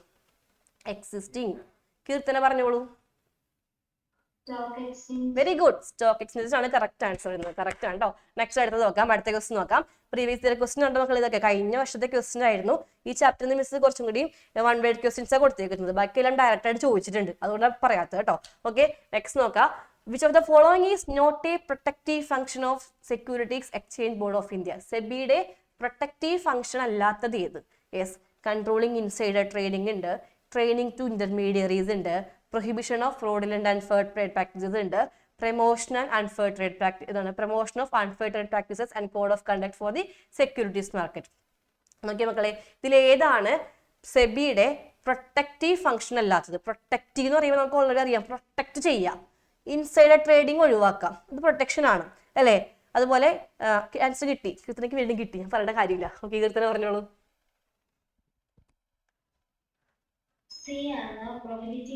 പ്രൊഹിബിറ്റ് എന്ന് പറയുമ്പോൾ ഒഴിവാക്കലാണ് അല്ലെ, നമ്മളത് വേണ്ടെന്ന് വെക്കലാണ്. അതെന്തായാലും പ്രൊട്ടക്റ്റീവ് ഫംഗ്ഷൻ തന്നെയാണ്. പ്രൊഹിബിഷൻ വേണ്ട, നമ്മൾ റെസ്ട്രിക്റ്റ് ആണെങ്കിൽ എന്താണ്, റെസ്ട്രിക്ഷൻ ആണെങ്കിൽ ഉറപ്പായിട്ടും അത് പ്രൊട്ടക്റ്റീവ് ഫംഗ്ഷൻ ആയിരിക്കും. ഓക്കെ, ഇവിടെ നോക്കിയേ, ട്രെയിനിങ് ടു ഇന്റർമീഡിയറീസ്, അതൊരു ഡെവലപ്മെന്റൽ ഫംഗ്ഷൻ അല്ലേ, അതൊരിക്കലും പ്രൊട്ടക്റ്റീവ് ഫംഗ്ഷൻ അല്ല. ക്ലിയർ ആയില്ലേ? അപ്പൊ അതാണ് എൻ്റെ ആൻസറിലേക്ക് വരുന്നത്. ഓക്കെ, അപ്പൊ നമ്മൾ ഓൾറെഡി 8, 9, 10 3 ചാപ്റ്റേഴ്സിന്റെ ഡിസ്കഷൻ കഴിഞ്ഞു. ഈ ഒരു ചാപ്റ്ററിന്റെ ക്വസ്റ്റ്യൻസും ആൻസർ ചെയ്തിട്ടുണ്ട്. അപ്പോൾ നമുക്കൊരു 10 മിനിറ്റ് ബ്രേക്ക് എടുത്തിട്ട് തിരിച്ചു വന്നിട്ട് ബാക്കി ഡിസ്കസ് ചെയ്യാലോ. ഓക്കെ, 10 മിനിറ്റ് ബ്രേക്ക് എടുക്കാം. ടൈം കഴിഞ്ഞിട്ടുണ്ട്, എല്ലാവരും വേഗം റീജോയിൻ ചെയ്യുക, വീഡിയോ ഓൺ ചെയ്യുക, സീറ്റിംഗ് അറേഞ്ച്മെന്റ്സ് പ്രോപ്പർ ആക്കുക. അപ്പോൾ നമ്മളിനി ഓൾറെഡി നമ്മൾ ചാപ്റ്റർ 8ഉം ചാപ്റ്റർ 9ഉം ടോപ്പിക്സ് ഡിസ്കസ് ചെയ്തു. ക്വസ്റ്റ്യൻസ് നമ്മൾ പറഞ്ഞിട്ടുണ്ടായിരുന്നില്ല, അപ്പോൾ അതിൻ്റെ ക്വസ്റ്റ്യൻസ് ഒന്ന് നോട്ട് ചെയ്യുക. ചാപ്റ്റർ 8 കൺട്രോളിങ്ങിലെ ക്വസ്റ്റ്യൻ ആണ് വരുന്നത്. നോക്കാം മക്കളെ, ക്വസ്റ്റ്യൻ ഒന്ന് നോട്ട് ചെയ്യാം. ഓക്കെ, ഫസ്റ്റ് ചാപ്റ്റർ 9ലെ ക്വസ്റ്റ്യൻ ആണ് കേട്ടോ. ഫിനാൻഷ്യൽ മാനേജ്മെന്റിലെ ക്വസ്റ്റ്യൻ ആണ്, നോട്ട് ചെയ്യുക. Identify the incorrect statement in respect of financial leverage. Financial leverage നമ്മൾ ഓൾറെഡി പറഞ്ഞു, ട്രേഡിംഗ് ഓൺ ഇക്വിറ്റി അല്ലെ. അപ്പോൾ അതിന് ഇൻകറക്റ്റ് ആയിട്ട് വരുന്ന സ്റ്റേറ്റ്മെന്റ് എന്താണ്? ദ പ്രപ്പോർഷൻ ഓഫ് ഡെപ്റ്റ് in the overall capital is called financial leverage. Correct ആണ് അല്ലെ. നമ്മുടെ ക്യാപിറ്റലിലുള്ള ഡെപ്റ്റിന്റെ ആ ഒരു പ്രപ്പോർഷൻ ആണ് എന്ത്, ഫിനാൻഷ്യൽ ലിവറേജ് എന്ന് പറയുന്നത്. ഇനി with increase of financial leverage finance risk is increase അല്ലെ. ഡെപ്റ്റ് കൂടുമ്പോൾ, ഡെപ്റ്റ് ഇൻക്രീസ് ചെയ്യുമ്പോൾ റിസ്ക് കൂടും. ക്ലിയർ ആണല്ലോ. ഇനി the proportion of equity in the overall capital is financial leverage. തെറ്റല്ലേ മക്കളെ? ഇത് റോങ് ആണല്ലോ. നമ്മുടെ ഓർഗനൈസേഷനിലുള്ള കൃത്യന ആൻസർ അതല്ലേ പറയാൻ വന്നത്. ഓക്കെ അല്ലേ? ഡെപ്റ്റിന്റെ എമൗണ്ട് ആണ് ഫിനാൻഷ്യൽ ലിവറേജ് അല്ലെ.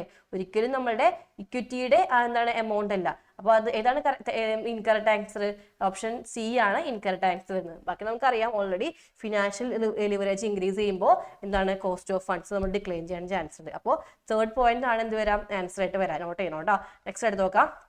Which of the following factors effect the fixed capital requirement of the company? ഒരു കമ്പനിയുടെ ഫിക്സഡ് ക്യാപിറ്റലിനെ എഫക്ട് ചെയ്യുന്ന ഫാക്ടേഴ്സ് എന്തൊക്കെയാണ്? നമ്മൾ ഓൾറെഡി പഠിച്ച കാര്യങ്ങളൊക്കെ അല്ലേ. എന്തൊക്കെ എഫക്ട് ചെയ്യാൻ ചാൻസ് ഉണ്ട്? ഫിനാൻസിങ് ഓൾട്ടർനേറ്റീവ് എഫക്ട് ചെയ്യാൻ ചാൻസ് ഉണ്ട്. അതുപോലെ ലെവൽ ഓഫ് കൊളാബറേഷൻ എഫക്ട് ചെയ്യാൻ ചാൻസ് ഉണ്ട്. ചോയ്സ് ഓഫ് ടെക്നിക് എഫക്ട് ചെയ്യാൻ ചാൻസ് ഉണ്ട്. ക്ലിയർ ആണല്ലോ. അപ്പോൾ ഇത്രയും കാര്യങ്ങളാണ് നമ്മുടെ ഫിനാൻസിനെ ഫിക്സഡ് ക്യാപിറ്റലിനെ എഫക്ട് ചെയ്യുന്ന ഫാക്ടേഴ്സ്. നെക്സ്റ്റ് ക്വസ്റ്റ്യൻ നോക്കാം. Which of the following is effect the choice of capital structure? മക്കളെ, നമ്മുടെ ക്യാപിറ്റൽ സ്ട്രക്ചറിനെ എഫക്ട് ചെയ്യുന്നത് ഈ ഫാക്ടേഴ്സിൽ നേച്ചർ ഓഫ് ബിസിനസ് ആണ്. ഇതാണ് നേച്ചർ ഓഫ് ബിസിനസ് ആണ് കേട്ടോ. നെക്സ്റ്റ് എടുത്ത് നോക്കാം. Explain the following factors of affecting capital working capital requirements of the company. നോക്കി, ഇനി എന്താ പറഞ്ഞേക്കുന്നത്? വർക്കിംഗ് ക്യാപിറ്റൽ റിക്വയർമെന്റ്സ് എഫക്ട് ചെയ്യുന്ന ഫാക്ടേഴ്സ് എക്സ്പ്ലെയിൻ ചെയ്യാനാണ് പറഞ്ഞേക്കുന്നത് കേട്ടോ. അപ്പോൾ മക്കളെ, ഈ ഒരു ചാപ്റ്ററിലെ ഫിനാൻഷ്യൽ മാനേജ്മെന്റ് എന്ന ചാപ്റ്ററിലെ നമ്മുടെ ക്യാപിറ്റൽ, അതായത് ക്യാപിറ്റൽ സ്ട്രക്ചറിനെ എഫക്ട് ചെയ്യുന്ന ഫാക്ടേഴ്സ്, ഫിനാൻഷ്യൽ നമ്മുടെ ഫിക്സഡ് അസറ്റിനെ എഫക്ട് ചെയ്യുന്ന ഫാക്ടേഴ്സ്, വർക്കിംഗ് ക്യാപിറ്റലിനെ എഫക്ട് ചെയ്യുന്ന ഫാക്ടേഴ്സ്, പിന്നെ അതുപോലെ തന്നെ ഡിവിഡൻഡ് ഡിസിഷന്റെ ഫാക്ടേഴ്സ്, ഇത്രയും വളരെ ഇമ്പോർട്ടൻ്റ് ആണ്. ഓക്കെ അല്ലേ? ഓക്കെ. അപ്പോൾ നെക്സ്റ്റ് നമുക്കിനി ക്വസ്റ്റ്യൻ ചാപ്റ്റർ 8 ക്വസ്റ്റ്യനിലേക്ക് പോവാം. ഓക്കെ, 8 ക്വസ്റ്റ്യൻ ജസ്റ്റ് സിമ്പിൾ ആയിട്ട് പറയുകയാണെങ്കിൽ, ഒരു ഗാർമെന്റ് മാനുഫാക്ചറിൽ അവരൊരു ടാർഗറ്റ് തീരുമാനിച്ചിട്ടുണ്ട്. എന്നാൽ അവർ ആ ഒരു ഇയർ കഴിഞ്ഞപ്പോഴേക്കും അവർ വർക്കിംഗ് ഹവേഴ്സ് ഒക്കെ കറക്റ്റായിട്ട് മോണിറ്റർ ചെയ്തു, എംപ്ലോയീസിനെ കറക്റ്റായിട്ട് ഓൺ ടൈമിൽ വന്നു, ലീവൊക്കെ മാക്സിമം കുറച്ചു. അങ്ങനെ ഓർഗനൈസേഷനിൽ ടാർഗറ്റ് അവർക്ക് അച്ചീവ് ചെയ്യാൻ പറ്റി എന്നാണ് പറയുന്നത്. അപ്പം അങ്ങനെയാണെങ്കിൽ ഈ ഒരു സ്റ്റേറ്റ്മെന്റിലെ ഈ ഒരു പാരഗ്രാഫിന്റെ അണ്ടറിൽ നമ്മൾ എന്ത് ചെയ്യണം? കൺട്രോളിങ്ങിന്റെ ഇമ്പോർട്ടൻസ് എക്സ്പ്ലെയിൻ ചെയ്യാം. സിമ്പിൾ അല്ലേ അത്? കൺട്രോളിങ്ങിന്റെ ഇമ്പോർട്ടൻസ് ഒന്ന് ചെയ്യാം, എക്സ്പ്ലെയിൻ ചെയ്യാം. സിമ്പിൾ ആണ്, നമുക്കറിയാം. ഓക്കെ, നെക്സ്റ്റ് ക്വസ്റ്റ്യൻ നോക്കാം. ഇതൊക്കെ നിങ്ങൾക്ക് ഓൾറെഡി കിട്ടും, കാരണം കൺസെപ്റ്റ് ക്ലിയർ ആയിട്ട് പറയുന്നുണ്ട്. ഓക്കെ, ഇങ്ങനത്തെ ക്വസ്റ്റ്യൻസ് ആയിരുന്നു കുറച്ചും കൂടി ടാസ്ക് ആയിട്ട് വരാം. സ്റ്റേറ്റ്മെന്റ് നോക്കാം. Any deviation whether significant or insignificant should be brought in to the notice of management. Next നോക്കിയ സെക്കൻഡ് നോക്കാം. Control should be focus the key result area which critical access to success of the organisation. Okay, first statement ഈ പറയുന്നത് deviation important അല്ലെങ്കിലും important ആണെങ്കിലും അതായത് അത് significant ആണെങ്കിലും significant അല്ലെങ്കിലും മാനേജ്മെന്റിനെ നമ്മൾ ഇൻഫോം ചെയ്യണം എന്നാണ് പറഞ്ഞേക്കുന്നത്. ഫസ്റ്റ് സ്റ്റേറ്റ്മെന്റ് അത് റോങ് ആണ്. സിഗ്നിഫിക്കൻ്റ് ഡീവിയേഷൻസ് മാത്രം നമ്മൾ മാനേജ്മെന്റിനെ അറിയിച്ചാൽ മതി. നമ്മൾ ഇമ്പോർട്ടൻ്റ് അല്ലാത്ത ഡീവിയേഷൻ ആണെങ്കിൽ മാനേജ്മെന്റ് അറിയിക്കേണ്ട ആവശ്യമില്ല. ക്ലിയർ അല്ലേ? ഓക്കെ, നെക്സ്റ്റ് എടുത്ത് നോക്കാം. നെക്സ്റ്റ് എന്താ സ്റ്റേറ്റ്മെന്റ് പറയുന്നത്? കീ റിസൾട്ടിനെ എഫക്ട് ചെയ്യുന്ന ഏരിയാസ് ആണെങ്കിൽ അത് ക്രിട്ടിക്കൽ പോയിന്റ് കൺട്രോൾ ആണ്. നമ്മൾ ഓൾറെഡി പഠിച്ചതാണ് അല്ലെ. കീ റിസൾട്ട് ആണെങ്കിൽ അത് ക്രിട്ടിക്കൽ പോയിന്റ് കൺട്രോൾ. അപ്പൊ സ്റ്റേറ്റ്മെന്റ് 1 റോങ് ആണെങ്കിൽ 2 കറക്റ്റ് ആണ്. ഓപ്ഷൻ ഏതാ വരാ? ബി ആണ് ഓപ്ഷൻ വരാ. സെറ്റ് അല്ലേ മക്കളെ? അപ്പോൾ നോട്ട് ചെയ്ത് വെക്കട്ടെ. കീർത്തന പ്രാർത്ഥിക്കുന്നൊക്കെ ഉണ്ടല്ലോ, അത് ശരിയായിരുന്നു. ഓക്കെ, നെക്സ്റ്റ് എടുത്ത് നോക്കാം. അടുത്ത ക്വസ്റ്റ്യൻ ആണ് state the relationship between planning and controlling. നമ്മൾ പറഞ്ഞ ക്വസ്റ്റ്യൻ ആണല്ലോ, പ്ലാനിങ്ങിന്റെയും കൺട്രോളിങ്ങിന്റെയും റിലേഷൻഷിപ്പ്. ഇത് കഴിഞ്ഞ പ്രീവിയസ് ഇയറിലത്തെ ക്വസ്റ്റ്യൻ 2025 ക്വസ്റ്റ്യൻ ആണ് കേട്ടോ. അപ്പൊ നോക്കി വെച്ചേക്കാം. പ്ലാനിങ്ങിന്റെയും കൺട്രോളിങ്ങിന്റെയും എന്താണ് ആ ഒരു റിലേഷൻഷിപ്പും എന്താ നമുക്ക് ഓൾറെഡി അറിയാം. പ്ലാനിങ് ഇല്ലെങ്കിൽ കൺട്രോളിങ് ഇല്ല. പ്ലാനിങ് എന്ന് പറയുന്നത് കൺട്രോളിങ്ങിന്റെ ബേസിസ് ആണ്. കൺട്രോളിങ്ങിന് കുറച്ചും കൂടി എഫക്റ്റീവ് ആകാൻ വേണ്ടി പ്ലാൻ ഉണ്ടാവും. കൺട്രോളിങ് ഉണ്ടെങ്കിലാണ് പ്ലാനിങ്ങിന്റെ എന്താണ് ഒരു ഷോർട്ട് കമ്മിങ്സ് നമുക്ക് റിവീൽ ചെയ്യാൻ പറ്റും. പിന്നെ കുറേ കാര്യങ്ങളുണ്ട്, നമുക്കത് എഴുതാൻ പറ്റും. ഓക്കെ ആണല്ലോ? അപ്പോൾ ഇനി നമ്മൾ പോകുന്നത് ഈ ഒരു ചാപ്റ്ററിലെ ഏറ്റവും ഇമ്പോർട്ടൻറ്റ് ചാപ്റ്റർ ആണ് മാർക്കറ്റിംഗ് അല്ലെ. മാർക്കറ്റിംഗ് എന്ന് പറയുമ്പോൾ നമുക്ക് ആദ്യം മാർക്കറ്റ് എന്താണെന്ന് അറിയണം. മാർക്കറ്റ് എന്ന് പറയുമ്പോൾ നമ്മുടെ ഗുഡ്സ് ആൻഡ് സർവീസ് പ്രൊഡ്യൂസറുടെ കയ്യിൽ നിന്നും അൾട്ടിമേറ്റ് കൺസ്യൂമറിലേക്ക് മൂവ് ചെയ്യുന്ന ആ ഒരു സെറ്റിൽമെന്റിനെയാണ് നമ്മൾ മാർക്കറ്റിംഗ് എന്ന് പറയാം. ക്ലിയർ അല്ലേ? ഇനി മാർക്കറ്റിങ്ങിന് കുറച്ച് ഫീച്ചേഴ്സ് ഉണ്ട്. ഫസ്റ്റ് നമ്മൾ മാർക്കറ്റ് ചെയ്യുമ്പോൾ കസ്റ്റമറുടെ നീഡും വാണ്ട്സും അറിയണം. ദെൻ നമ്മൾ മാർക്കറ്റ് ചെയ്യുമ്പോൾ ഒരു പ്രൊഡക്റ്റ് കംപ്ലീറ്റ് ആയിട്ട് കസ്റ്റമേഴ്സിന് ഓഫർ ചെയ്യുക. ഫോർ എക്സാമ്പിൾ, ഞാനിപ്പോൾ ഒരു ഫോൺ ഓഫർ ചെയ്യുകയാണെങ്കിൽ എന്ത് ചെയ്യുക? കസ്റ്റമേഴ്സിന് അത് തന്നെ പല ഫീച്ചറിൽ ഓഫർ ചെയ്യുക, കസ്റ്റമേഴ്സിന് പല പ്രൈസിൽ ഓഫർ ചെയ്യുക. ഇതെന്താണ്? കസ്റ്റമേഴ്സിന് ആ ഒരു പ്രൊഡക്റ്റിന് വാല്യൂ ക്രിയേറ്റ് ചെയ്യണം. കസ്റ്റമേഴ്സ് തോന്നണം ആ പ്രൊഡക്റ്റ് വർത്ത് ആണെന്ന് തോന്നണം അല്ലേ. ദെൻ മാർക്കറ്റിംഗിന്റെ എസെൻസ് എന്ന് പറയുന്നത് എക്സ്ചേഞ്ച് മെക്കാനിസം ആണ്. നമ്മൾ വെറുതെ പ്രൊഡക്റ്റ് മാർക്കറ്റ് ചെയ്യുമല്ലോ, നമ്മൾ എന്തെങ്കിലും കൺസിഡറേഷന് വേണ്ടി ഒരു പേയ്മെന്റിന് വേണ്ടിയാണ് പ്രൊഡക്റ്റ് മാർക്കറ്റ് ചെയ്യുക അല്ലേ. അപ്പൊ കസ്റ്റമറുടെ കയ്യിൽ നിന്ന് കറക്റ്റ് ആയിട്ട് ആ വാല്യൂ റിസീവ് ചെയ്യാനുള്ള ഒരു എക്സ്ചേഞ്ച് പേയ്മെന്റ് മെക്കാനിസം നമ്മൾ അവിടെ ബിൽഡ് ചെയ്യാം. അതാണ് മാർക്കറ്റിംഗിന്റെ ഫീച്ചർ എന്ന് പറയുന്നത്. ഇനി മാർക്കറ്റിംഗിന്റെ മെയിൻ ടോപ്പിക് ആണ് മാർക്കറ്റിംഗ് മാനേജ്മെന്റ്. മക്കളെ, മാർക്കറ്റിംഗ് മാനേജ്മെന്റ് എന്ന് പറയുന്നത് planning, organising, directing, controlling. Staffing ഇല്ല കേട്ടോ. പ്ലാനിങ്, ഓർഗനൈസിങ്, ഡിറക്റ്റിംഗ്, കൺട്രോളിങ് ഈ ആക്ടിവിറ്റീസ് ഇൻക്ലൂഡ് ചെയ്തിട്ട് നമ്മൾ ഗുഡ്സ് ആൻഡ് സർവീസ് പ്രൊഡ്യൂസറിൽ ടു മാനുഫാക്ചറിലേക്ക് എക്സ്ചേഞ്ച് ചെയ്യുകയാണെങ്കിൽ ദറ്റ് ഈസ് മാർക്കറ്റിംഗ് മാനേജ്മെന്റ്. എങ്ങനെയാണ്? പ്ലാനിങ്, ഓർഗനൈസിങ്, എന്താണ് ഡയറക്റ്റിംഗ്, കൺട്രോളിങ്, സ്റ്റാഫിംഗ് ഇല്ല. ഈ ആക്ടിവിറ്റീസ് നമ്മൾ എന്താണ് കമ്പൈൻ ചെയ്തിട്ട് goods and service producer to മാനുഫാക്ചറിലേക്ക് നമ്മൾ എക്സ്ചേഞ്ച് ചെയ്യുകയാണെങ്കിൽ ദാറ്റ് ഈസ് മാർക്കറ്റിംഗ് മാനേജ്മെന്റ്. ഇനി മാർക്കറ്റിംഗ് മാനേജ്മെന്റ് എന്ന് പറയുമ്പോൾ നമ്മുടെ മാർക്കറ്റിംഗും സെല്ലിങ്ങും നമ്മൾ അറിയണം. സോ മാർക്കറ്റിംഗും സെല്ലിംഗും ജസ്റ്റ് ഡിഫറൻസ് ഒന്ന് നോക്കി പോയേക്കാം. എവിടെയൊക്കെ നിങ്ങളോട് എന്താണ് ആപ്ലിക്കേഷനിൽ ക്വസ്റ്റ്യൻ ചോദിക്കും. നോക്കാം. സെല്ലിംഗ് എന്ന് പറയുമ്പോൾ നെക്സ്റ്റ് സെല്ലിംഗ് എന്ന് പറയുമ്പോൾ നാരോ കൺസെപ്റ്റ് ആണ്. മാർക്കറ്റിംഗ് എന്ന് പറയുമ്പോൾ വൈഡർ കൺസെപ്റ്റ് ആണ്. സെല്ലിംഗ് എന്ന് പറയുമ്പോൾ ജസ്റ്റ് സെയിൽസ് ആണ്. മാർക്കറ്റിംഗ് എന്ന് പറയുമ്പോൾ പ്രൊഡക്റ്റ് പ്ലാൻ ചെയ്യണം, ഡെവലപ്പ് ചെയ്യണം, കുറെ കാര്യങ്ങളുണ്ട്. സെല്ലിംഗ് എന്ന് വെച്ചാൽ സെയിൽസ് കൂട്ടുക, പ്രോഫിറ്റ് ഇൻക്രീസ് ചെയ്യുക. മാർക്കറ്റിംഗ് എന്ന് വെച്ചിട്ടുണ്ടെങ്കിൽ കസ്റ്റമറുടെ സാറ്റിസ്ഫാക്ഷൻ ത്രൂ പ്രോഫിറ്റ് ഇൻക്രീസ് ചെയ്യുക. സെല്ലിംഗ് എന്ന് പറയുന്നത് സെല്ലറെയാണ് ഫോക്കസ് ചെയ്യുക. മാർക്കറ്റിംഗ് ആണെങ്കിലോ കസ്റ്റമറെയാണ് ഫോക്കസ് ചെയ്യുക. കസ്റ്റമർ ഇസ് എ കിങ് എന്ന് പറയും അല്ലെ. ഇനി സെല്ലിംഗ് എന്ന് പറയുമ്പോൾ ലെറ്റ് ദ ബയർ ബിവെയർ ആണ്. ഈ പ്രിൻസിപ്പിൾ നോട്ട് ചെയ്യണം കേട്ടോ. മാർക്കറ്റിംഗ് എന്ന് പറയുമ്പോൾ ലെറ്റ് ദ സെല്ലർ ബിവെയർ ആണ്. ഓക്കെ. ഇനി സെല്ലിംഗ് എപ്പോഴും പ്രൊഡക്റ്റ് ഓറിയന്റഡ് ആണ്. മാർക്കറ്റിംഗ് എപ്പോഴും കസ്റ്റമർ ഓറിയന്റഡ് ആണ്. നോട്ട് ചെയ്ത് വെക്കുക. ഇനി ഇതിൽ ഏറ്റവും ഇമ്പോർട്ടൻറ്റ് കൺസെപ്റ്റ് ആണ്. ഇത് വെച്ചിട്ട് ഒരുപാട് ഞാനിങ്ങനെ എന്താണ് അസഷണറീസ് കണ്ടിട്ട് നോട്ട് ചെയ്ത് പഠിക്കുക. മാർക്കറ്റിംഗ് കേട്ടോ. മാർക്കറ്റിംഗ് കൺസെപ്റ്റ്, മാർക്കറ്റിംഗിന്റെ ഫിലോസഫി എന്ന് പറയും. മാർക്കറ്റിംഗിന് മെയിൻ ആയിട്ട് ഒരു 5 കൺസെപ്റ്റ് ഉണ്ട്. ഏതൊക്കെയാണ്? Production concept, product concept, selling concept, marketing concept, socio marketing concept. That means ഞാൻ പ്രൊഡക്ഷൻ കൺസെപ്റ്റ് വെച്ചിട്ട് ഞാൻ വർക്ക് ചെയ്യുകയാണെങ്കിൽ എൻ്റെ എയിം എന്ന് പറയുന്നത് ഒരുപാട് എമൗണ്ട് പ്രൊഡ്യൂസ് ചെയ്യുക, പ്രോഫിറ്റ് ഉണ്ടാക്കുക. കിട്ടിയോ? Production concept means large production, profit maximisation. Set അല്ലേ? ഇനി പ്രൊഡക്റ്റ് കൺസെപ്റ്റ് എന്ന് പറയുമ്പോൾ ലാർജ് പ്രൊഡക്ഷൻ മാത്രമല്ല, പ്രൊഡക്റ്റിന്റെ ക്വാളിറ്റി ഞാൻ ഫേവർ ചെയ്യും. എന്ത് കൊടുക്കും? പ്രൊഡക്റ്റിന്റെ ക്വാളിറ്റി ഞാൻ ഫേവർ ചെയ്യും. സോ ഒരു പ്രൊഡ്യൂസർ പ്രൊഡക്റ്റിന്റെ ക്വാളിറ്റി ഫേവർ ചെയ്യുകയാണെങ്കിൽ that is product concept. Superior quality നോക്കാം. ഓക്കെ. ഇനി സെല്ലിംഗ് കൺസെപ്റ്റിലേക്ക് വരുമ്പോൾ ഞാൻ പ്രൊഡക്റ്റും പ്രൊഡക്റ്റിന്റെ പ്രൊഡക്ഷനും ക്വാളിറ്റി മാത്രമല്ല, പ്രൊഡക്റ്റിന്റെ പ്രൊമോഷൻ, ദാറ്റ് മീൻസ് ഞാൻ കുറച്ചും കൂടി പ്രൊമോഷൻ ആക്ടിവിറ്റീസ് കൊടുക്കും. കുറച്ചും കൂടി അട്രാക്റ്റീവായ സെല്ല് ചെയ്യാനായിട്ട് കുറച്ചും കൂടി റിബേറ്റ് അല്ലെങ്കിൽ എന്താ ചെയ്യുക, കുറച്ചും കൂടി അഡ്വർടൈസ്മെന്റ് കൊടുക്കുക. അപ്പൊ അങ്ങനെ അഗ്രസീവായിട്ട് കസ്റ്റമേഴ്സ് പർച്ചേസ് ചെയ്യാനുള്ള പ്രൊമോഷൻ ആക്ടിവിറ്റീസ് ചെയ്യുകയാണെങ്കിൽ ദാറ്റ് ഈസ് സെല്ലിംഗ് കൺസെപ്റ്റ് ആണ്. ഓക്കെ. നെക്സ്റ്റ് ആണ് മാർക്കറ്റിംഗ് കൺസെപ്റ്റ്. മാർക്കറ്റിംഗ് കൺസെപ്റ്റ് എന്ന് പറയുമ്പോൾ ഒരു പ്രൊഡക്റ്റ് പ്രൊഡ്യൂസ് ചെയ്യുമ്പോൾ പ്രൊഡ്യൂസർ എങ്ങനെയായിരിക്കും? കസ്റ്റമറുടെ നീഡ്സും വാണ്ട്സിനെ കുറിച്ച് തിങ്ക് ചെയ്യും. സോ കസ്റ്റമർ സാറ്റിസ്ഫാക്ഷൻ നമ്മുടെ എയിം എങ്കിൽ അത് മാർക്കറ്റിംഗ് കൺസെപ്റ്റ് ആണ്. ഓക്കെ. ഇനി കസ്റ്റമർ സാറ്റിസ്ഫാക്ഷൻ മാത്രമല്ല, നമുക്ക് സൊസൈറ്റിയുടെ സാറ്റിസ്ഫാക്ഷനും കൂടി, സൊസൈറ്റിയും കൂടി നമ്മൾ കൺസിഡർ ചെയ്യും. സൊസൈറ്റി പ്രോപ്പറായിട്ട് പോകാം അല്ലെ. അപ്പൊ സൊസൈറ്റി കൺസിഡർ നമുക്ക് എന്ത് പറയാം? അത് സോഷ്യോ മാർക്കറ്റിംഗ് കൺസെപ്റ്റ് ആണ്. മക്കളെ ഇത് വളരെ ഇമ്പോർട്ടന്റ് ആണ് കേട്ടോ. പ്രൊഡക്ഷൻ എന്ന് പറയുമ്പോൾ ഓൺലി പ്രൊഡക്റ്റ് മാത്രം, ലാർജ് സ്കെയിൽ പ്രൊഡക്ഷൻ. പ്രൊഡക്റ്റ് എന്ന് പറയുമ്പോൾ ക്വാളിറ്റി ആണ് നോക്കുക. സെല്ലിംഗ് എന്ന് പറയുമ്പോൾ നമ്മൾ എന്താ നോക്കുക? അഗ്രസീവായിട്ട് സെല്ല് ചെയ്യാൻ വേണ്ടി പ്രൊമോഷൻസ് ആഡ് ചെയ്യുക. മാർക്കറ്റിംഗ് എന്ന് പറയുമ്പോൾ എന്താണ്? കസ്റ്റമേഴ്സിന്റെ നീഡ്സും വാണ്ടും സാറ്റിസ്ഫൈ ചെയ്യാൻ വേണ്ടി കസ്റ്റമർ സാറ്റിസ്ഫാക്ഷൻ ഫോക്കസ് ചെയ്യുക. സോഷ്യോ മാർക്കറ്റിംഗ് എന്ന് പറയുമ്പോൾ സൊസൈറ്റി പ്ലസ് കസ്റ്റമറെ കൺസിഡർ ചെയ്യുക. ഇത് കിട്ടിയില്ല, ഇത് തെറ്റിക്കരുത് കേട്ടോ, ഇമ്പോർട്ടൻ്റ് ആണ്. നെക്സ്റ്റ്, മാർക്കറ്റിങ്ങിന് ഒരുപാട് ഫംഗ്ഷൻസ് ഉണ്ട്. നമ്മൾ ഓൾറെഡി മാർക്കറ്റിന്റെ കുറെ കാര്യങ്ങൾ പഠിക്കുന്നുണ്ട്. അത് തന്നെയാണ് ഫംഗ്ഷൻസ്. ഫസ്റ്റ് മാർക്കറ്റിംഗിന് മാർക്കറ്റ് ഇൻഫർമേഷൻ എടുക്കുക, പ്രൊഡക്റ്റ് മാർക്കറ്റ് ഒന്ന് പ്ലാൻ ചെയ്യുക, പ്രൊഡക്റ്റ് നമ്മൾ ഡെവലപ്പ് ചെയ്യുക, ഡിസൈൻ ചെയ്യുക, മാർക്കറ്റിൽ നമ്മൾ പ്രൊഡക്റ്റ് സ്റ്റാൻഡേർഡൈസേഷൻ ചെയ്യുക അല്ലെങ്കിൽ ഗ്രേഡ് ചെയ്ത് മാറ്റാം, പാക്കിംഗ്, ഇതൊക്കെ നമുക്കറിയാം. പാക്കിംഗ് ചെയ്യുക, ലേബലിംഗ് ചെയ്യുക, ബ്രാൻഡിങ്. ഇപ്പൊ നിങ്ങൾ ഓൾറെഡി ഇത് വീണ്ടും എക്സ്പെക്ട് പഠിക്കേണ്ട ആവശ്യമില്ല. കാരണം ഓൾറെഡി നിങ്ങൾക്ക് ഇതൊക്കെ അറിയാം. ഇവിടുന്ന് കുറെ കാര്യങ്ങൾ പഠിക്കുന്നുണ്ട്. അങ്ങനെ പഠിച്ചാൽ മതി. അതിലെ പ്രൈസിംഗ് ഉണ്ട്, പ്രൊമോഷൻ ഉണ്ട്, ഇതൊക്കെ നമ്മുടെ മാർക്കറ്റിംഗിൽ വരുന്ന ഫംഗ്ഷൻ ആണെന്ന് ഓർത്ത് വെക്കുക. ഇനി നമ്മൾ പോകുന്നത് മാർക്കറ്റിംഗ് മിക്സിലേക്കാണ്. മാർക്കറ്റിംഗ് മിക്സ് എന്ന് പറയുമ്പോൾ മെയിൻ ആയിട്ട് 4 P's. ഏതൊക്കെയാണ് 4 P's? Product, price, place, promotion. Okay. Product, price, place, promotion. എന്താണ് product? Goods and services, anything for which customers offer in the market. കസ്റ്റമേഴ്സിന് ഒരു വാല്യൂന് നമ്മൾ ഓഫർ ചെയ്യുന്ന എന്താണ്? എനിത്തിങ്, എന്തും ആയിക്കോട്ടെ. ദാറ്റ് ഈസ് എന്താണ്? പ്രൊഡക്റ്റ്. ഗുഡ്സ് ആൻഡ് സർവീസസ് എന്ന് പറയും, പ്രൊഡക്റ്റ് എന്ന് പറയും. ഓക്കെ. അതിനൊരു വാല്യൂ ഉണ്ടായിരിക്കും.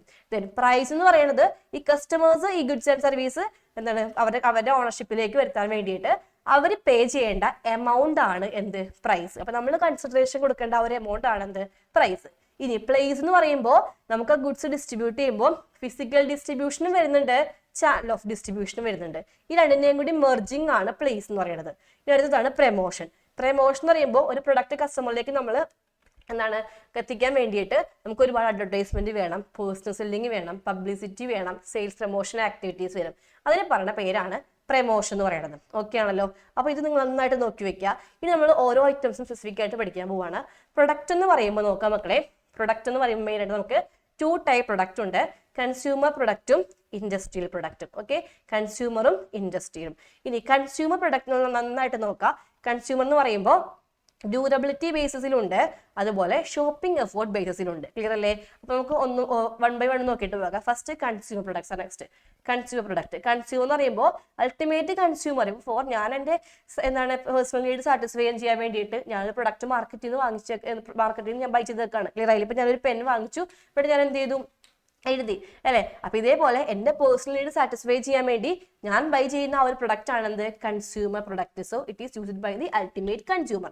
ഇനി അൾട്ടിമേറ്റ് കൺസ്യൂമർ യൂസ് ചെയ്യുന്ന പ്രൊഡക്റ്റ് എന്ന് പറയുന്നത് ഷോപ്പിംഗ് എഫോർട്ട് പ്രൊഡക്റ്റ് ഉണ്ട്, ഡ്യൂറബിലിറ്റി ബേസ്ഡ് പ്രൊഡക്റ്റ് ഉണ്ട്. ഷോപ്പിംഗ് എഫോർട്ട് പ്രൊഡക്റ്റ് നന്നായിട്ട് നോക്കാം. ഷോപ്പിംഗ് എഫോർട്ട് പ്രൊഡക്റ്റ് എന്ന് പറയുമ്പോൾ it is divided in to 3 categories. First one is എന്താണ്? Convenience product. ദാറ്റ് മീൻസ് നമ്മളൊരു പ്രൊഡക്റ്റ് പർച്ചേസ് ചെയ്യുമ്പോൾ നമുക്ക് അധികം ടൈം സ്പെൻഡ് ചെയ്യേണ്ട ആവശ്യമില്ല, അധികം എഫേർട്ട് വേണ്ട. ക്ലിയർ ആയില്ലേ? നമുക്ക് പെട്ടെന്ന് പർച്ചേസ് ചെയ്യാൻ പറ്റും. ഫോർ എക്സാമ്പിൾ നമ്മളോട് പറയാണ് പോയിട്ട്, നമ്മുടെ വീട്ടിൽ നിന്ന് അമ്മ പറയാണ് പോയിട്ട് ഒരു പാക്കറ്റ് മിൽക്ക് മേടിച്ചിട്ട് പറയാണ്, എന്തെങ്കിലും ഒരു പേസ്റ്റ് മേടിക്കാൻ പറയാണ് അല്ലേ? അപ്പൊ നമുക്ക് കുറച്ച് ടൈം മതി. അപ്പൊ നമുക്ക് അധികം ടൈം സ്പെൻഡ് ചെയ്യാനില്ലെങ്കിൽ അതെന്താണ്? കൺവീനിയൻസ് പ്രൊഡക്റ്റ് ആണ്. നമ്മൾ റെഗുലർ യൂസ് ചെയ്യുന്ന പ്രൊഡക്റ്റ് കൺവീനിയൻസ് പ്രൊഡക്റ്റ് ആയിരിക്കും. ഇനി നമുക്ക് കുറച്ച് സമയം സ്പെൻഡ് ചെയ്യണം. ഫോർ എക്സാമ്പിൾ നമ്മൾ ഷോപ്പിങ്ങിന് പോകാണ്, ഡ്രസ്സ് എടുക്കാൻ പോവാണ് അല്ലേ? നമ്മളിപ്പോൾ എന്തെങ്കിലും ഒരു ഹോം അപ്ലയൻസ് മേടിക്കാൻ പോകണം, ഒരു TV, ഒരു ഫ്രിഡ്ജ് മേടിക്കാൻ പോവാണ് അല്ലേ? അപ്പൊ അതൊക്കെ നമുക്ക് പർച്ചേസ് ചെയ്യാൻ കുറച്ച് ടൈം എടുക്കൂലേ? സോ നമ്മൾ പർച്ചേസ് ചെയ്യുന്ന പ്രൊഡക്റ്റിന് കുറച്ച് ടൈം ഉണ്ട്. അതിന്റെ ക്വാളിറ്റിയും പ്രൈസും വാറണ്ടിയും നോക്കി നമുക്ക് അനലൈസ് ആയിട്ട് ചെയ്യാൻ വേണ്ടിയിട്ട് കുറച്ച് ടൈം എടുക്കുന്നുണ്ടെങ്കിൽ ദാറ്റ് ഈസ് ഷോപ്പിംഗ് പ്രൊഡക്റ്റ്. കിട്ടിയില്ലേ?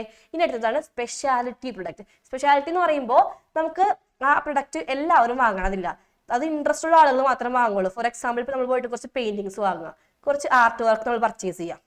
ക്ലിയർ ആയില്ലേ? അപ്പൊ അതിനോട് ആ ഇൻട്രസ്റ്റ് ഉള്ള പേഴ്സൺസ് മാത്രം ആ ഒരു പർട്ടിക്കുലർ വർക്ക് പ്രൊഡക്റ്റ് ബൈ ചെയ്യുള്ളൂ. അപ്പൊ ഇതേപോലെ നമ്മളുടെ ഒരു സ്പെഷ്യൽ എഫേർട്ട് കൊണ്ട് നമ്മൾ ബൈ ചെയ്യുന്ന പ്രൊഡക്റ്റ് ആണ് സ്പെഷ്യാലിറ്റി പ്രൊഡക്റ്റ്. അപ്പൊ എപ്പോഴും നോട്ട് ചെയ്യേണ്ടത് ഷോപ്പിംഗ് എഫേർട്ട് പ്രൊഡക്റ്റിൽ കൺവീനിയൻസ് പ്രൊഡക്റ്റും അതുപോലെ ഈ പറഞ്ഞ ഷോപ്പിംഗ് പ്രൊഡക്റ്റും ആണ് കേട്ടോ. നെക്സ്റ്റ് അടുത്ത് നോക്കാം. നെക്സ്റ്റ് അടുത്ത് വരുന്നത് ഡ്യൂറബിലിറ്റി ബേസിക് ഇതാണ്. ഡ്യൂറബിലിറ്റി എന്ന് പറയുമ്പോൾ ഡ്യൂറബിൾ പ്രൊഡക്റ്റും ഉണ്ട്, നോൺ ഡ്യൂറബിൾ ഉണ്ട്. നെക്സ്റ്റ് ഡ്യൂറബിൾ ഉണ്ട്, നോൺ ഡ്യൂറബിൾ ഉണ്ട്. ഡ്യൂറബിൾ എന്ന് പറയുമ്പോൾ ലോങ് പീരീഡിലേക്ക് ലൈഫ് ഉള്ളതാണ് durable. TV, fridge, washing machine ഒക്കെ ഡ്യൂറബിൾ ആണ് അല്ലെ? നോൺ ഡ്യൂറബിൾ എന്ന് പറയുമ്പോൾ ഷോർട്ട് ലൈഫ് ഉള്ളൂ അല്ലെ? നമ്മൾ ഉപയോഗിക്കുന്ന ബ്രഷ് അല്ലെങ്കിൽ നമ്മൾ കഴിക്കുന്ന ഫുഡ് ഇതൊക്കെ എന്താണ്? നോൺ ഡ്യൂറബിൾ ആണ്. ക്ലിയർ അല്ലേ? അപ്പൊ അങ്ങനെ നമുക്ക് പ്രൊഡക്റ്റ് ക്ലാസിഫൈ ചെയ്യാൻ പറ്റും. ഇനി സർവീസസ് ഉണ്ട്. സർവീസസ് എന്ന് പറയുമ്പോൾ ഇൻടാഞ്ചിബിൾ ആണ്. എന്ത് സർവീസസ്? ഓക്കെ, കീർത്തന പറഞ്ഞോളൂ.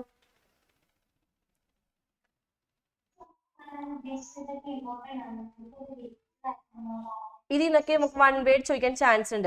ഇങ്ങനെ എന്തെങ്കിലും ആയിട്ടേ, അതായത് ഏതെങ്കിലും ആപ്ലിക്കേഷനിൽ ക്വസ്റ്റ്യൻസ് ഒക്കെ ചോദിക്കാൻ ചാൻസ്. സ്കൂളിൽ എടുത്തിട്ടില്ല. ഓക്കെ, ക്വസ്റ്റ്യൻ പേപ്പറിൽ ഉണ്ടായിരുന്നു, ജസ്റ്റ് നോക്കി പോയിക്കോ കേട്ടോ.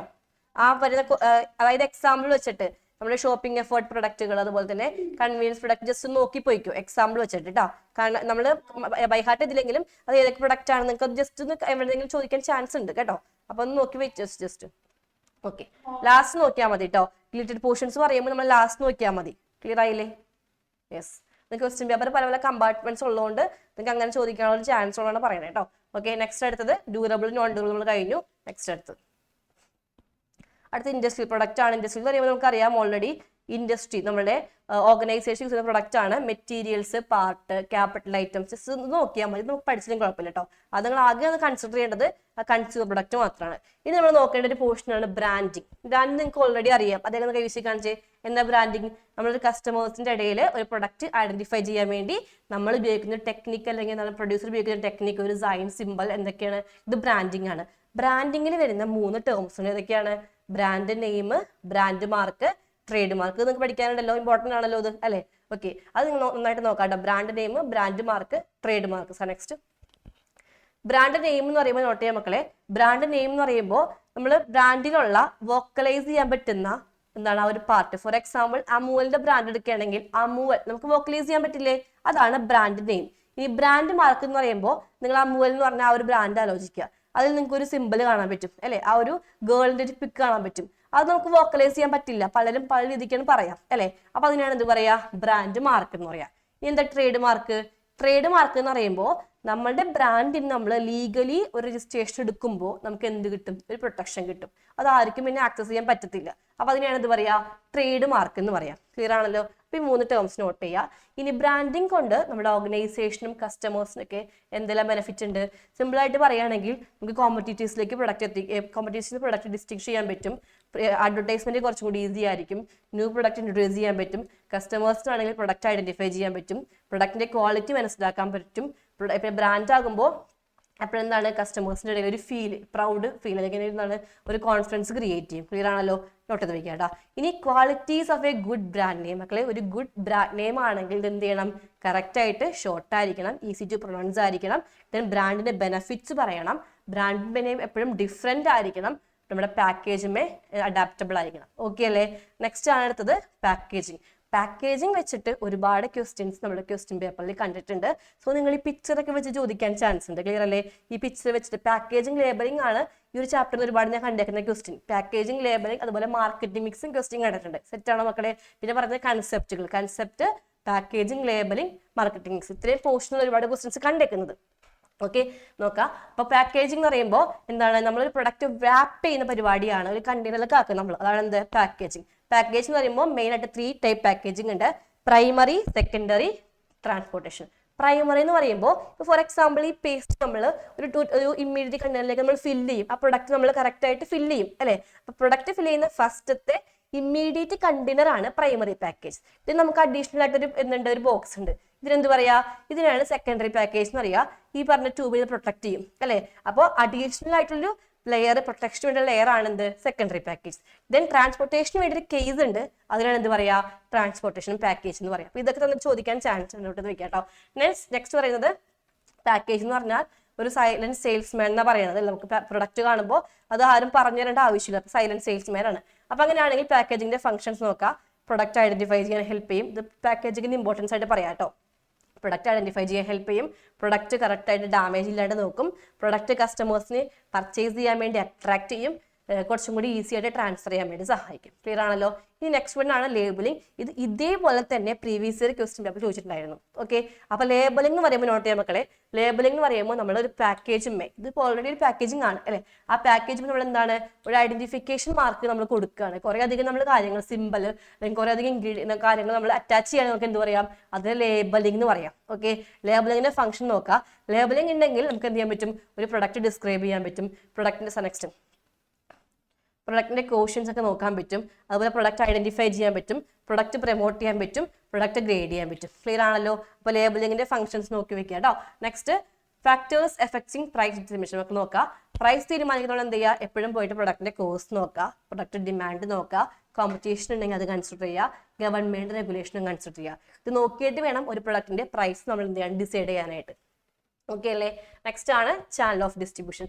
ചാനൽ ഓഫ് ഡിസ്ട്രിബ്യൂഷൻ എന്ന് പറയുമ്പോൾ goods and service, producer to wholesaler, retailer, consumer. So goods പ്രൊഡ്യൂസറിൽ നിന്ന് കൺസ്യൂമറിലേക്ക് എത്തുന്നത് വരെയുള്ള ആ ഇന്റർമീഡിയറീസ് നമുക്ക് എന്ത് പറയാം? ചാനൽ ഓഫ് ഡിസ്ട്രിബ്യൂഷൻ എന്ന് പറയാം. ഓക്കെ അല്ലേ? നെക്സ്റ്റ് ഇവരുടെ ഫംഗ്ഷൻസ് നോക്കിയേ. ഈ ഇന്റർമീഡിയറ്റ്സിന്റെ ഫംഗ്ഷൻ ആണ് ഗുഡ്സ് സോർട്ട് ചെയ്യുക, ഗുഡ്സ് ഇങ്ങനെ അക്യുമുലേറ്റ് ചെയ്ത് വെക്കുക, അലോക്കേഷൻ ചെയ്യുക, അസോർട്ടിങ് ചെയ്യുക. ഇതൊക്കെ നമ്മുടെ ഇന്റർമീഡിയറ്റ്സിന്റെ ഫംഗ്ഷൻ ആണ് കേട്ടോ. Next channel of types just നോക്കിയാൽ മതി. ടൈപ്സ് ഓഫ് ചാനൽ എന്ന് പറയുമ്പോൾ 1 ലെവൽ എന്ന് പറയുമ്പോൾ മാനുഫാക്ചറിംഗ് കസ്റ്റമറിന്റെ ഗുഡ്സ് പോകാം, അത് 0 ലെവലാണ് കേട്ടോ. നെക്സ്റ്റ് 1 ലെവൽ എന്ന് പറയുമ്പോൾ മാനുഫാക്ചർ, റീറ്റെയിലർ, കൺസ്യൂമർ. 2 എന്ന് പറയുമ്പോൾ മാനുഫാക്ചർ, ഹോൾസെയിൽ, റീറ്റെയിലർ, കൺസ്യൂമർ. 3 എന്ന് പറയുമ്പോൾ ഒരു ഏജന്റ് വരും. അപ്പോൾ സോ ഇതേപോലെ മാനുഫാക്ചറിൽ നിന്ന് ഗുഡ്സ് എത്തിക്കാൻ വേണ്ടിയിട്ട് ഇടയ്ക്ക് ഇന്റർമീഡിയറി വരെയാണെങ്കിൽ അതാണ് എന്ത്? Channel of distribution. ഓക്കെ, ഇനി ഈ ചാനൽ സെലക്ട് ചെയ്യുന്നത് കുറച്ച് ഫാക്ടേഴ്സിന്റെ അണ്ടറിലാണ്. ആ ഫാക്ടേഴ്സ് നോക്കാം. പ്രൊഡക്റ്റ് റിലേറ്റഡ് ഫാക്ടർ ഉണ്ട്, മാർക്കറ്റിംഗ് ഫാക്ടേഴ്സ് ഉണ്ട്, നെക്സ്റ്റ് കമ്പനി ക്യാരക്ടറിസ്റ്റിക്സ് ഉണ്ട്, കോമ്പറ്റേറ്റീവ് ഫാക്ടേഴ്സ് ഉണ്ട്, എൻവയോൺമെന്റ് ഫാക്ടേഴ്സ് ഉണ്ട്. അപ്പോൾ ഈ ഫാക്ടേഴ്സ് നോക്കിയാൽ നമ്മൾ എന്ത് ചെയ്യുക? പോയിട്ട് ചാനൽ സെലക്ട് ചെയ്യുക. ജസ്റ്റ് നോക്കിയാൽ മതി, അത് ഇമ്പോർട്ടൻ്റ് ഇല്ല കേട്ടോ. അടുത്തത് ഫിസിക്കൽ ഡിസ്ട്രിബ്യൂഷൻ ആണ്. ഫിസിക്കൽ ഡിസ്ട്രിബ്യൂഷൻ എന്ന് പറയുന്നത് ഗുഡ്സ് മാനുഫാക്ചർ ടു കസ്റ്റമറിലേക്ക് മൂവ് ചെയ്യുന്ന ഒരു ആക്ടിവിറ്റിയാണ് ഫിസിക്കൽ ഡിസ്ട്രിബ്യൂഷൻ. അതിന് കുറച്ച് കമ്പോണൻസ് ഉണ്ട്. ഫസ്റ്റ് നമ്മളൊരു ഓർഡർ കൊടുക്കുക, ട്രാൻസ്പോർട്ടേഷൻ ഗുഡ്സ് ട്രാൻസ്പോർട്ട് ചെയ്യുക, ദെൻ ഗുഡ്സ് വെയർ ഹൗസിൽ നമ്മൾ പ്രോപ്പറായിട്ട് സ്റ്റോർ ചെയ്യുക, ദെൻ നമ്മൾ ഇൻവെന്ററി കറക്റ്റായിട്ട് കൺട്രോൾ ചെയ്ത് പോകാം. ഇതാണ് അതിൻ്റെ കമ്പോണൻസ് എന്ന് പറയുന്നത്. നെക്സ്റ്റ് വരുന്നത് പ്രമോഷൻ മിക്സ് ആണ്. ഇത് കുറച്ച് ഇമ്പോർട്ടൻ്റ് ആണ് കേട്ടോ. പ്രമോഷൻ മിക്സ് എന്ന് പറയുമ്പോൾ നമുക്ക് ഓൾറെഡി അറിയാം ഗുഡ്സ് കസ്റ്റമറിലേക്ക് എത്തിക്കാൻ വേണ്ടിയിട്ട് കുറച്ച് പ്രമോഷൻസ് ഉണ്ട്. സെയിൽസ് അഗ്രസീവ് ആക്കാൻ വേണ്ടി എന്തൊക്കെയാണ്? Advertisement, person selling. എന്താ advertisement?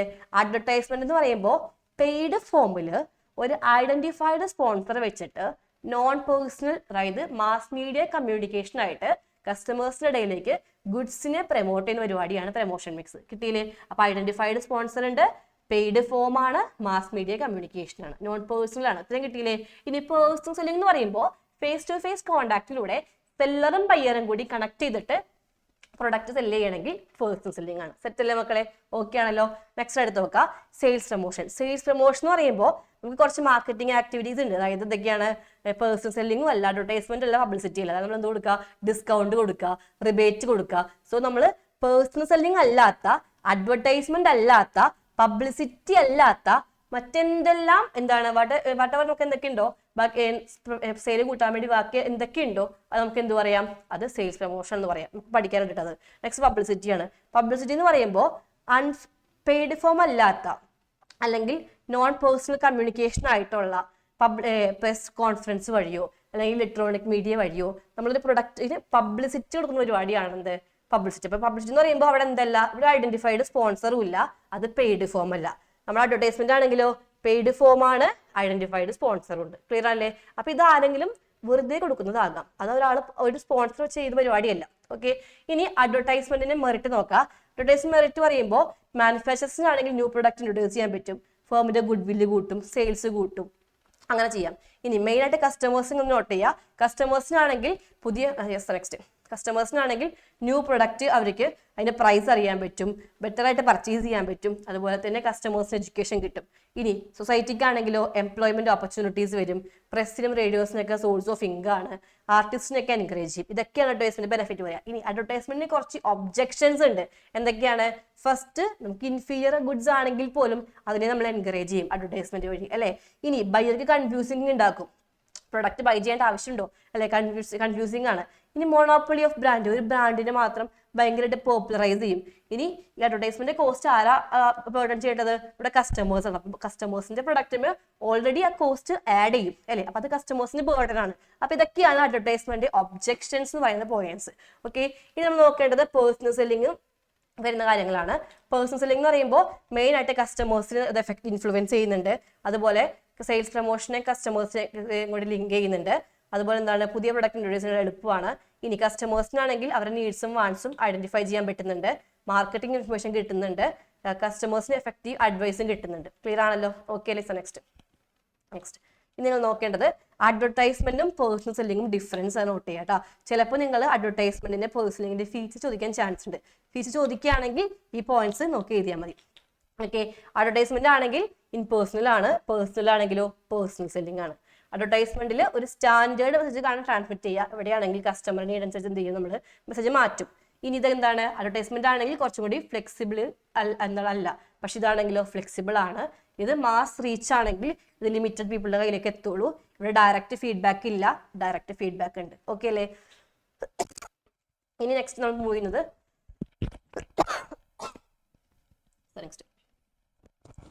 Limitation of sales promotion ആണ്.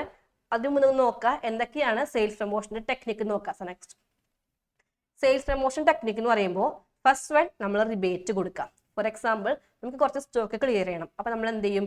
ആ സ്റ്റോക്ക് കുറച്ച് സ്പെഷ്യൽ പ്രൈസിൽ ഓഫർ ചെയ്യാം. ഫോർ എക്സാമ്പിൾ, ഇപ്പോൾ 3 ഷർട്ട് 1000 rupees അങ്ങനെ കൊടുക്കാറുണ്ട്, അല്ലെ? അപ്പോൾ ഒരു സ്പെഷ്യൽ പ്രൈസ് നമ്മൾ എന്ത് ചെയ്യുക? കുറച്ച് സ്റ്റോക്ക് ക്ലിയർ ചെയ്യാൻ വേണ്ടിയിട്ട് പ്രൊഡക്റ്റ് ഓഫർ ചെയ്യണമെങ്കിൽ റിബേറ്റ്. ഡിസ്കൗണ്ട് എന്ന് പറയുമ്പോൾ നമ്മളുടെ ബില്ലിനെക്കാട്ടും കുറച്ചും കൂടി പ്രൈസ് കുറവ് നമ്മളുടെ കയ്യിൽ നിന്ന് മേടിക്കുക. റീഫണ്ട് എന്ന് പറയുമ്പോൾ ഒരു പ്രൊഡക്റ്റ് നമ്മൾ സാറ്റിസ്ഫൈഡ് അല്ലെങ്കിൽ റീഫണ്ട് എന്ന് പറയുമ്പോൾ ഒരു പ്രൊഡക്റ്റ് നമ്മൾ ബൈ ചെയ്യുമ്പോൾ അതിന് കുറച്ച് പൈസ നമുക്ക് തിരിച്ച് റീഫണ്ട് ചെയ്യാം. ഫ്രീ ഗിഫ്റ്റ് എന്ന് പറയുമ്പോൾ നമ്മളിപ്പോൾ ഒരു പ്രൊഡക്റ്റ് മേടിക്കുമ്പോൾ വേറൊരു ഗിഫ്റ്റ്, എന്തെങ്കിലും ഒരു ഗിഫ്റ്റ് ഫ്രീ കിട്ടാം, ചില പ്രൊഡക്റ്റ് മേടിക്കുമ്പോൾ കിട്ടാറുണ്ട്. ക്വാണ്ടിറ്റി ഗിഫ്റ്റ് എന്ന് പറയുമ്പോൾ ഇപ്പം നമ്മൾ റൈസൊക്കെ മേടിക്കുമ്പോൾ കുറച്ച് എക്സ്ട്രാ 5% എക്സ്ട്രാ കിട്ടും, അല്ലേ? അപ്പോൾ സെയിം പ്രൊഡക്റ്റ് തന്നെ കുറച്ചും കൂടി എക്സ്ട്രാ കിട്ടാം. ഇനി സാമ്പിൾ എന്ന് പറയുമ്പോൾ നമുക്ക് ഫ്രീ ആയിട്ട് കസ്റ്റമേഴ്സിന് ഒരു പ്രൊഡക്റ്റ് ഇൻട്രൊഡ്യൂസ് ചെയ്യാം. നെക്സ്റ്റ് സാർ അടുത്തത് കോൺടെസ്റ്റ് എന്ന് പറയുമ്പോൾ നമ്മൾ ഏതെങ്കിലും പ്രൈസ് കോൺടെസ്റ്റിലൊക്കെ കൺസ്യൂമറെ കൊണ്ട് പങ്കെടുപ്പിച്ചിട്ട് പ്രൈസ് കൊടുക്കുക. ഈ മണി റീഫണ്ട് എന്ന് പറയുമ്പോൾ ബെസ്റ്റ് എക്സാമ്പിൾ ആണ് മാട്രിക്സ്. നമ്മളൊരു പ്രൊഡക്റ്റ് ട്രൈ ചെയ്തിട്ട് നമുക്കത് സാറ്റിസ്ഫൈഡ് നമുക്ക് എന്ത് ചെയ്യാൻ പറ്റും? ഫുൾ എമൗണ്ട് റീഫണ്ട് ചെയ്യും. അതിനാണ് എന്താ പറയുക? മണി റീഫണ്ട് എന്ന് പറയുന്നത്. ക്ലിയർ ആണല്ലോ? അപ്പോൾ സെയിൽസ് പ്രൊമോഷൻ ടെക്നിക്ക് നോട്ട് ചെയ്യുക. ഇനി സെയിൽസ് പ്രൊമോഷൻ കൊണ്ട് നെക്സ്റ്റ് സെയിൽസ് പ്രൊമോഷൻ്റെ ലിമിറ്റേഷൻ നോക്കാം. അതിന് മുമ്പ് മുൻപ് പോട്ടെ മുൻപാണ് സാറേ, പോട്ടെ. യെസ്, നോക്കാം, ലിമിറ്റേഷൻ നോക്കാം. ഫസ്റ്റ് ഇങ്ങനെ സെയിൽ പ്രൊമോഷൻ കൊടുക്കുമ്പോൾ കസ്റ്റമേഴ്സിന് ക്വാളിറ്റിക്ക് ഒരു ഡൗട്ട് വരും, അതുപോലെ ഇമേജ് പോകും, ഇത് ഷോർട്ട് ടൈം ആയിരിക്കും, നോട്ട് ചെയ്ത് വെക്കാം കേട്ടോ. നെക്സ്റ്റ് ആണ് ഇനി പബ്ലിസിറ്റി. ഓക്കെ, നെക്സ്റ്റ് പബ്ലിസിറ്റി നമ്മൾ ഓൾറെഡി പറഞ്ഞു, അൺപെയ്ഡ് ഫോം ആണ്, ഐഡന്റിഫൈഡ് സ്പോൺസർ ഉണ്ടാവത്തില്ല, വൈഡ് റീച്ച് ആയിരിക്കും. ഇനി അടുത്ത് വരുന്നത് പബ്ലിക് റിലേഷൻ, നോട്ട് ചെയ്ത് വെക്കുക. പബ്ലിക് റിലേഷൻ എന്ന് പറയുമ്പോൾ ഒരു പ്രൊഡക്റ്റിന് നമ്മൾ ഒരു ഫേവറബിൾ ഇമേജ് ക്രിയേറ്റ് ചെയ്യുകയാണെങ്കിൽ അതിന് എന്ത് പറയാ, PR. നമുക്ക് ഓൾറെഡി അറിയാം അല്ലെ, ഒരു ഫേവറബിൾ ഇമേജ് നമ്മൾ എന്ത് ചെയ്യുക, പ്രൊഡക്റ്റ് നമ്മൾ ക്രിയേറ്റ് ചെയ്യുക പബ്ലിക്കിന്റെ ഇടയിൽ, അതിനാണ് എന്ത് പറയാ, PR എന്ന് പറയാം. അപ്പൊ അതിന്റെ റോൾ നോക്കാം, നമുക്ക് വേണമെങ്കിൽ എന്ത് ചെയ്യാൻ പറ്റും, PR പ്രസ് റിലേഷൻസ് വഴി, അല്ലെങ്കിൽ പ്രൊഡക്റ്റ് പബ്ലിസിറ്റി വഴി, അല്ലെങ്കിൽ കോപ്പറേറ്റിംഗ് വഴി, അല്ലെങ്കിൽ എന്താണ് ലോബിംഗ് വഴി, കൗൺസിലിംഗ് വഴി നമുക്ക് എന്ത് ചെയ്യാൻ പറ്റും, ഒരു പ്രൊഡക്റ്റിന്റെ ഫേവറബിൾ ഇമേജ് ക്രിയേറ്റ് ചെയ്യാൻ പറ്റും. നെക്സ്റ്റ് വരുന്നത് പബ്ലിക് റിലേഷന്റെ ടൂൾസ് ആണ്. പബ്ലിക് റിലേഷൻ ടൂൾസ് എന്ന് പറയുമ്പോൾ ന്യൂസ്, സ്പീച്ചസ്, ഇവന്റ്സ് ഒക്കെ അതിന്റെ ടൂൾസ് ആണ് കേട്ടോ. ഇനി നിങ്ങളുടെ ക്വസ്റ്റ്യൻസ് നോക്കാം. ക്വസ്റ്റ്യൻസ് പറയുമ്പോൾ ഫസ്റ്റ് ക്വസ്റ്റ്യൻ നോക്കിയേ, identify the marketing function displayed on the picture given below. മക്കളെ ഇത് സിമ്പിൾ അല്ലേ, ഇത് ഏത് ഫംഗ്ഷൻ ആണ്, ഈ ഫംഗ്ഷൻ എന്ന് പറയുന്നത് പാക്കേജിംഗ് ആൻഡ് ലേബലിംഗ് ആണ്. ക്ലിയർ ആണല്ലോ, ഇതാണ് ആൻസർ വരുന്നത്. നെക്സ്റ്റ് അടുത്ത് നോക്കാം. അടുത്ത ക്വസ്റ്റ്യൻ ഞാൻ കുറച്ച് ഷോർട്ടാക്കി, കുറച്ച് വലിയ ക്വസ്റ്റ്യൻ ഷോർട്ടാക്കി പറയാം. ഒന്ന് റിലയബിൾ അപ്ലയൻസ് ഉണ്ട്, നെക്സ്റ്റ് പിന്നെ എന്താണ് മോഡേൺ അപ്ലയൻസ് അല്ലേ, മോഡേൺ അപ്ലയൻസ് ഉണ്ട്. ഈ രണ്ട് അപ്ലയൻസിലും ഒരെണ്ണം കൺസിഡർ ചെയ്യുന്നത് കുറച്ച് കൂടുതൽ പ്രൊഡ്യൂസ് ചെയ്യുക, ലാർജ് കസ്റ്റമേഴ്സിന് കിട്ടാൻ വേണ്ടിയിട്ട് കുറച്ച് കൂടുതൽ പ്രൊഡ്യൂസ് ചെയ്യുക, അതാണ് ഒരെണ്ണത്തിന്റെ ഫിലോസഫി. ഇനി മറ്റേ മോഡേൺ അപ്ലയൻസ് പറയുന്നത്, നെക്സ്റ്റ് മോഡേൺ അപ്ലയൻസ് പറയുന്നത് പ്രൊഡക്റ്റ് പ്രൊഡ്യൂസ് ചെയ്യുമ്പോൾ കസ്റ്റമറുടെ നീഡിന് വേണ്ടിയിട്ട് കുറച്ചും കൂടി അഡ്വാൻസ് ആയിട്ട് പ്രൊഡ്യൂസ് ചെയ്യാം. ക്ലിയർ ആയില്ലേ? ഇത് രണ്ടും ഏത് കൺസെപ്റ്റ് ആണ് മക്കളെ? ഒരുപാട് പ്രൊഡ്യൂസ് ചെയ്യുക എന്ന് പറയുന്നത് എന്ത് കൺസെപ്റ്റ് ആണ്? പ്രൊഡക്ഷൻ കൺസെപ്റ്റ് ആണ്. ക്ലിയർ അല്ലേ? അപ്പോൾ റിലയബിളിന്റെ പ്രൊഡക്ഷൻ കൺസെപ്റ്റ് അല്ലെ, ഓക്കെ ആണല്ലോ. ഇനി ഉണ്ടാക്കുന്ന പ്രൊഡക്റ്റ് കുറച്ച് ക്വാളിറ്റി കൂട്ടുകയാണെങ്കിൽ അത് പ്രൊഡക്റ്റ് കൺസെപ്റ്റ് ആണ്. മോഡേൺ എന്താണ്? പ്രൊഡക്റ്റ് കൺസെപ്റ്റ് ആണ്. ക്ലിയർ ആണല്ലോ? അപ്പൊ അതാണ് ആൻസർ വരിക. സോ നിങ്ങൾ കൺസെപ്റ്റ് നോക്കുക, വീണ്ടും പറയാണ്, കൺസെപ്റ്റ്, അതുപോലെ തന്നെ മാർക്കറ്റിംഗിന്റെ മിക്സ്, പിന്നെ നമ്മൾ ആദ്യം പഠിച്ച കുറച്ച് ഫംഗ്ഷൻസ്, ബ്രാൻഡിങ്, പാക്കേജിങ്, ലേബലിംഗ്, ഇത്രയും വളരെ ഇമ്പോർട്ടന്റ് ആണ്. ക്ലിയർ ആണല്ലോ? നന്നായിട്ട് പഠിക്കുക. ബാക്കിയുള്ള ടോപ്പിക്സ് അതിനെ നോക്കിയാൽ മതി. Next chapter 12 consumer protection, last chapter ആണ്. കൺസ്യൂമർ പ്രൊട്ടക്ഷൻ എന്ന് പറയുമ്പോൾ നിങ്ങൾ ഇതിന്റെ ആക്ട് പഠിക്കേണ്ടത് ഏതാണ്? ഏത് ആക്ട് ആണ് കൺസ്യൂമർ പ്രൊട്ടക്ഷൻ എന്ന് പറഞ്ഞേ? കൺസ്യൂമർ പ്രൊട്ടക്ഷൻ ആക്ടിന്റെ ഇയർ എന്ന് പറഞ്ഞേ. കൺസ്യൂമർ പ്രൊട്ടക്ഷൻ ആക്ടിന്റെ ഇയർ അറിയാമോ? പ്രീവിയസ് ഇയർ ആക്ട് ഒരിക്കലും നിങ്ങൾ പറയരുത് കേട്ടോ. Consumer protection act, okay, Keerthana പറഞ്ഞോളൂ.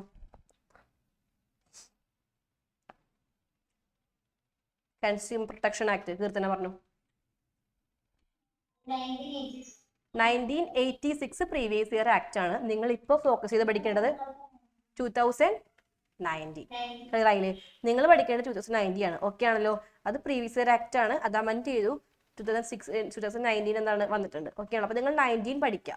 ഓക്കെ അല്ലേ മക്കളെ? 2019 പഠിക്കുക കേട്ടോ. അപ്പൊ കൺസ്യൂമർ പ്രൊട്ടക്ഷൻ ആക്ട് 19 ആണ് നിങ്ങൾ പഠിക്കേണ്ടത്.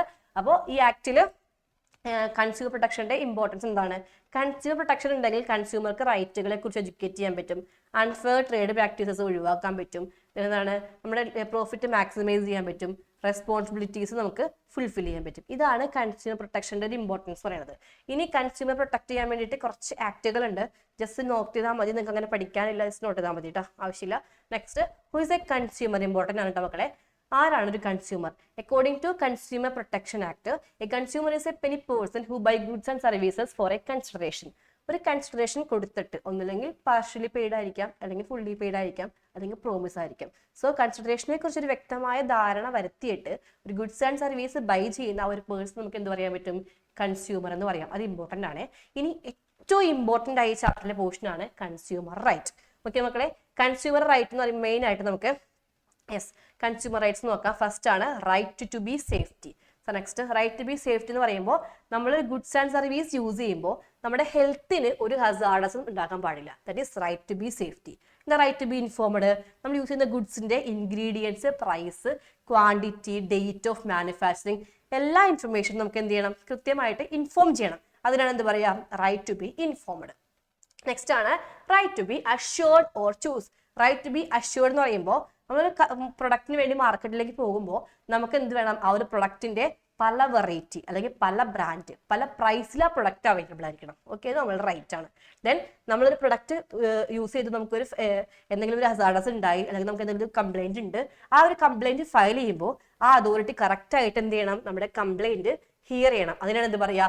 Right to be hear. Next ആണ് right to seek redressal.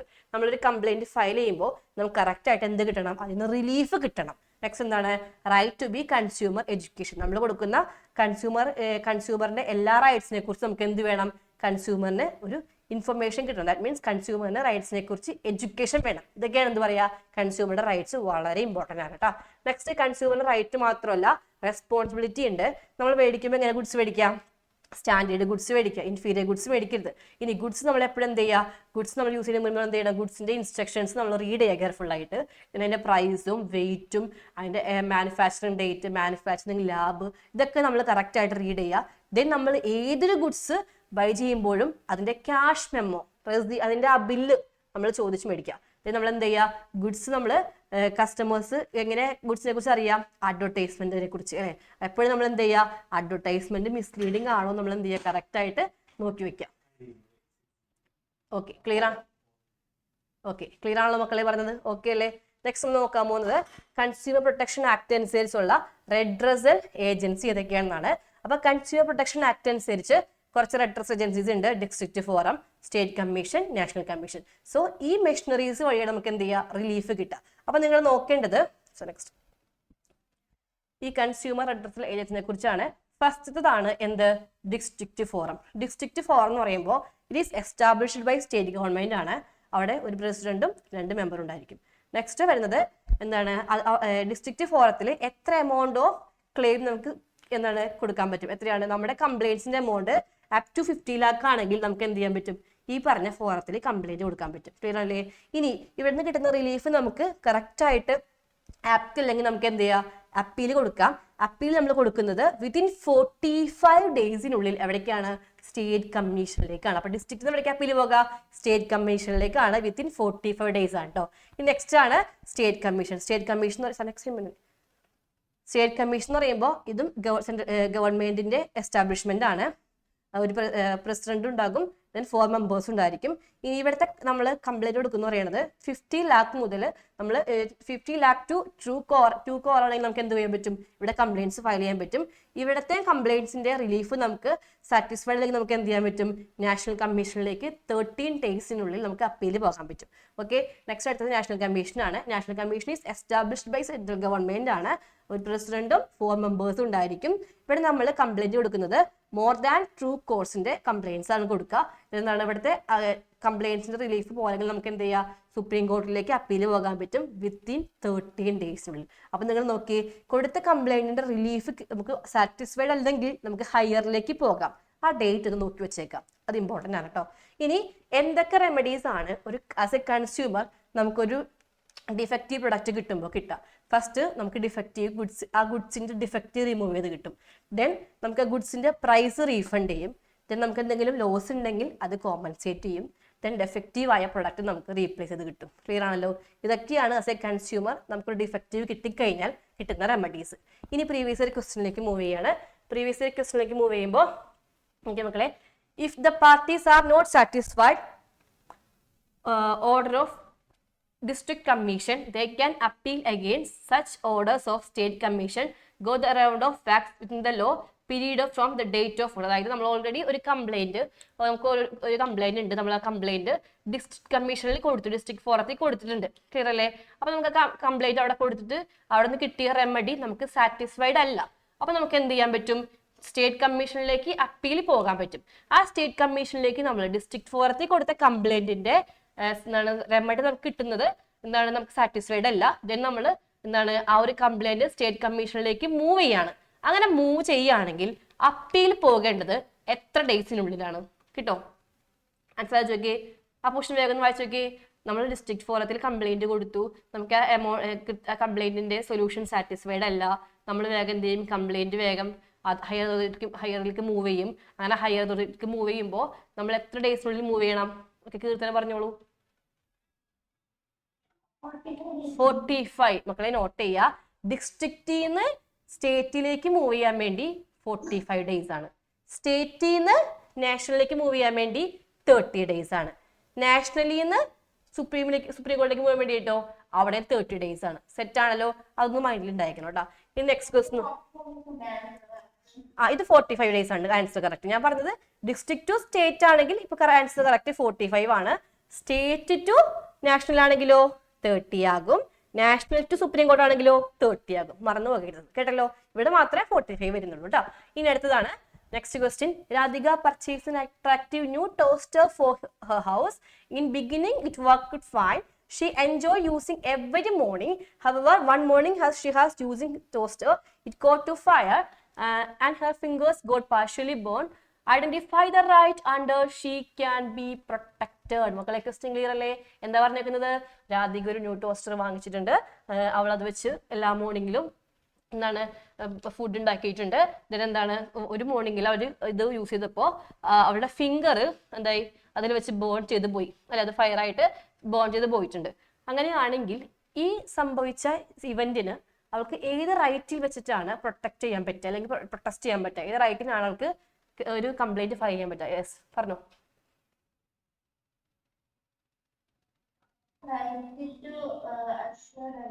Right to assure എന്താണ്? റൈറ്റ് ടു ഞാൻ നിങ്ങൾ പറയാം. റൈറ്റ് ടു ബി ഇൻഫോർമഡ് എന്ന് വെച്ചാൽ നമുക്കൊരു പ്രൊഡക്റ്റിന്റെ കംപ്ലീറ്റ് ഇൻഫർമേഷൻസ് അവൈലബിൾ ആയിരിക്കാം. റൈറ്റ് ടു ബി അഷ്യൂർഡ് എന്ന് വെച്ചിട്ടുണ്ടെങ്കിൽ നമ്മൾ മാർക്കറ്റിലേക്ക് ചെല്ലുമ്പോൾ എല്ലാ പ്രൊഡക്റ്റും നമുക്ക് ഒരു പ്രൊഡക്റ്റിന്റെ പല വെറൈറ്റി അവിടെ ഉണ്ടായിരിക്കണം, ചോയ്സ് ഉണ്ടായിരിക്കണം. റൈറ്റ് ടു ബി എഡ്യൂക്കേഷൻ എന്ന് പറയുമ്പോൾ നമ്മുടെ കൺസ്യൂമർ റൈറ്റിനെ കുറിച്ച് നമുക്ക് എല്ലാ ഇൻഫർമേഷൻ വേണം. ഇനി റൈറ്റ് ടു ബി സേഫ്റ്റി ഉണ്ട്. റൈറ്റ് ടു ബി സേഫ്റ്റി എന്ന് പറയുമ്പോൾ ഒരു പ്രൊഡക്റ്റ് യൂസ് ചെയ്യുമ്പോൾ നമുക്ക് ഹെൽത്ത് ഹസാർഡ്സ് ഉണ്ടാകാൻ പാടില്ല. അത് ആലോചിക്കാൻ ഏതൊക്കെ ആൻസർ വരാം? റൈറ്റ് ടു സേഫ്റ്റി ആണ്. കാരണം ഈ ഒരു പ്രൊഡക്റ്റ് ഉപയോഗിച്ചപ്പോൾ അവൾക്ക് ഓൾറെഡി അവളുടെ ഫിംഗേഴ്സ് ബേൺ ആയി. അത് റൈറ്റ് ടു ബി നമ്മുടെ ഹെൽത്തിന് സാഡസ് അല്ലേ? ഓക്കെ അല്ലേ? അപ്പൊ ഏത് ആൻസർ വരാ? റൈറ്റ് ടു ബി സേഫ്റ്റി ആണ്. ക്ലിയർ ആണല്ലോ? ഓക്കെ അല്ലേ? അപ്പൊ നമ്മൾ എല്ലാ ചാപ്റ്റേഴ്സും ഡിസ്കസ് ചെയ്തു. ഓൾമോസ്റ്റ് കുറച്ച് ടഫ് ആയിട്ടുള്ള ക്വസ്റ്റ്യൻസും ഡിസ്കസ് ചെയ്തു. അപ്പൊ നിങ്ങൾ ഈ ഒരു പോർഷൻസ് ഒക്കെ വെച്ചിട്ട് നന്നായിട്ട് പഠിക്കുക, എക്സാം നന്നായിട്ട് എഴുതുക. അപ്പോൾ എന്തെങ്കിലും ഡൗട്ട് ഉണ്ടെങ്കിൽ മക്കൾക്ക് നിൽക്കാം, അല്ലാത്ത മക്കൾക്ക് ലീവ് ചെയ്യാം. അപ്പോൾ എല്ലാവർക്കും ഓൾ ദി ബെസ്റ്റ്. ഡൗട്ട് ഉണ്ടോ? പറഞ്ഞോളൂ.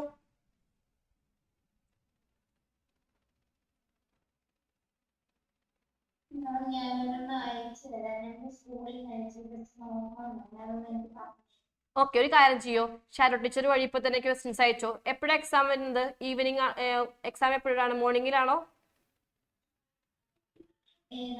ബിസിനസ് സ്റ്റഡീസിന്റെ എക്സാം വരുന്നത്? മോർണിംഗ്, സാറ്റർഡേ മോർണിംഗിൽ അല്ലെ? അപ്പൊ ഒരു കാര്യം ചെയ്തോ, ക്വസ്റ്റ്യൻ പേപ്പർ ഡൗട്ട് ഉള്ളത് എന്തും ഷാരോ ടീച്ചർ വഴി അയക്കുക. അപ്പൊ അതിന്റെ കറക്റ്റ് ആൻസർ പറഞ്ഞുതരാം കേട്ടോ. ഇനി എന്തെങ്കിലും ഡൗട്ട് ഉണ്ടെങ്കിൽ പഠിക്കുന്ന സമയത്തുണ്ടെങ്കിലും അയച്ചോളൂ കേട്ടോ. ടീച്ചർ പറഞ്ഞാൽ മതി, അയച്ചുതരാം കേട്ടോ. ഇനി വേറെ ഏതെങ്കിലും ക്വസ്റ്റ്യൻ പേപ്പർ വേണമെന്നുണ്ടെങ്കിലും ഞാൻ അയച്ചുതരാം. അപ്പൊ അത് വെച്ച് പഠിച്ചാൽ മതി. Okay, by.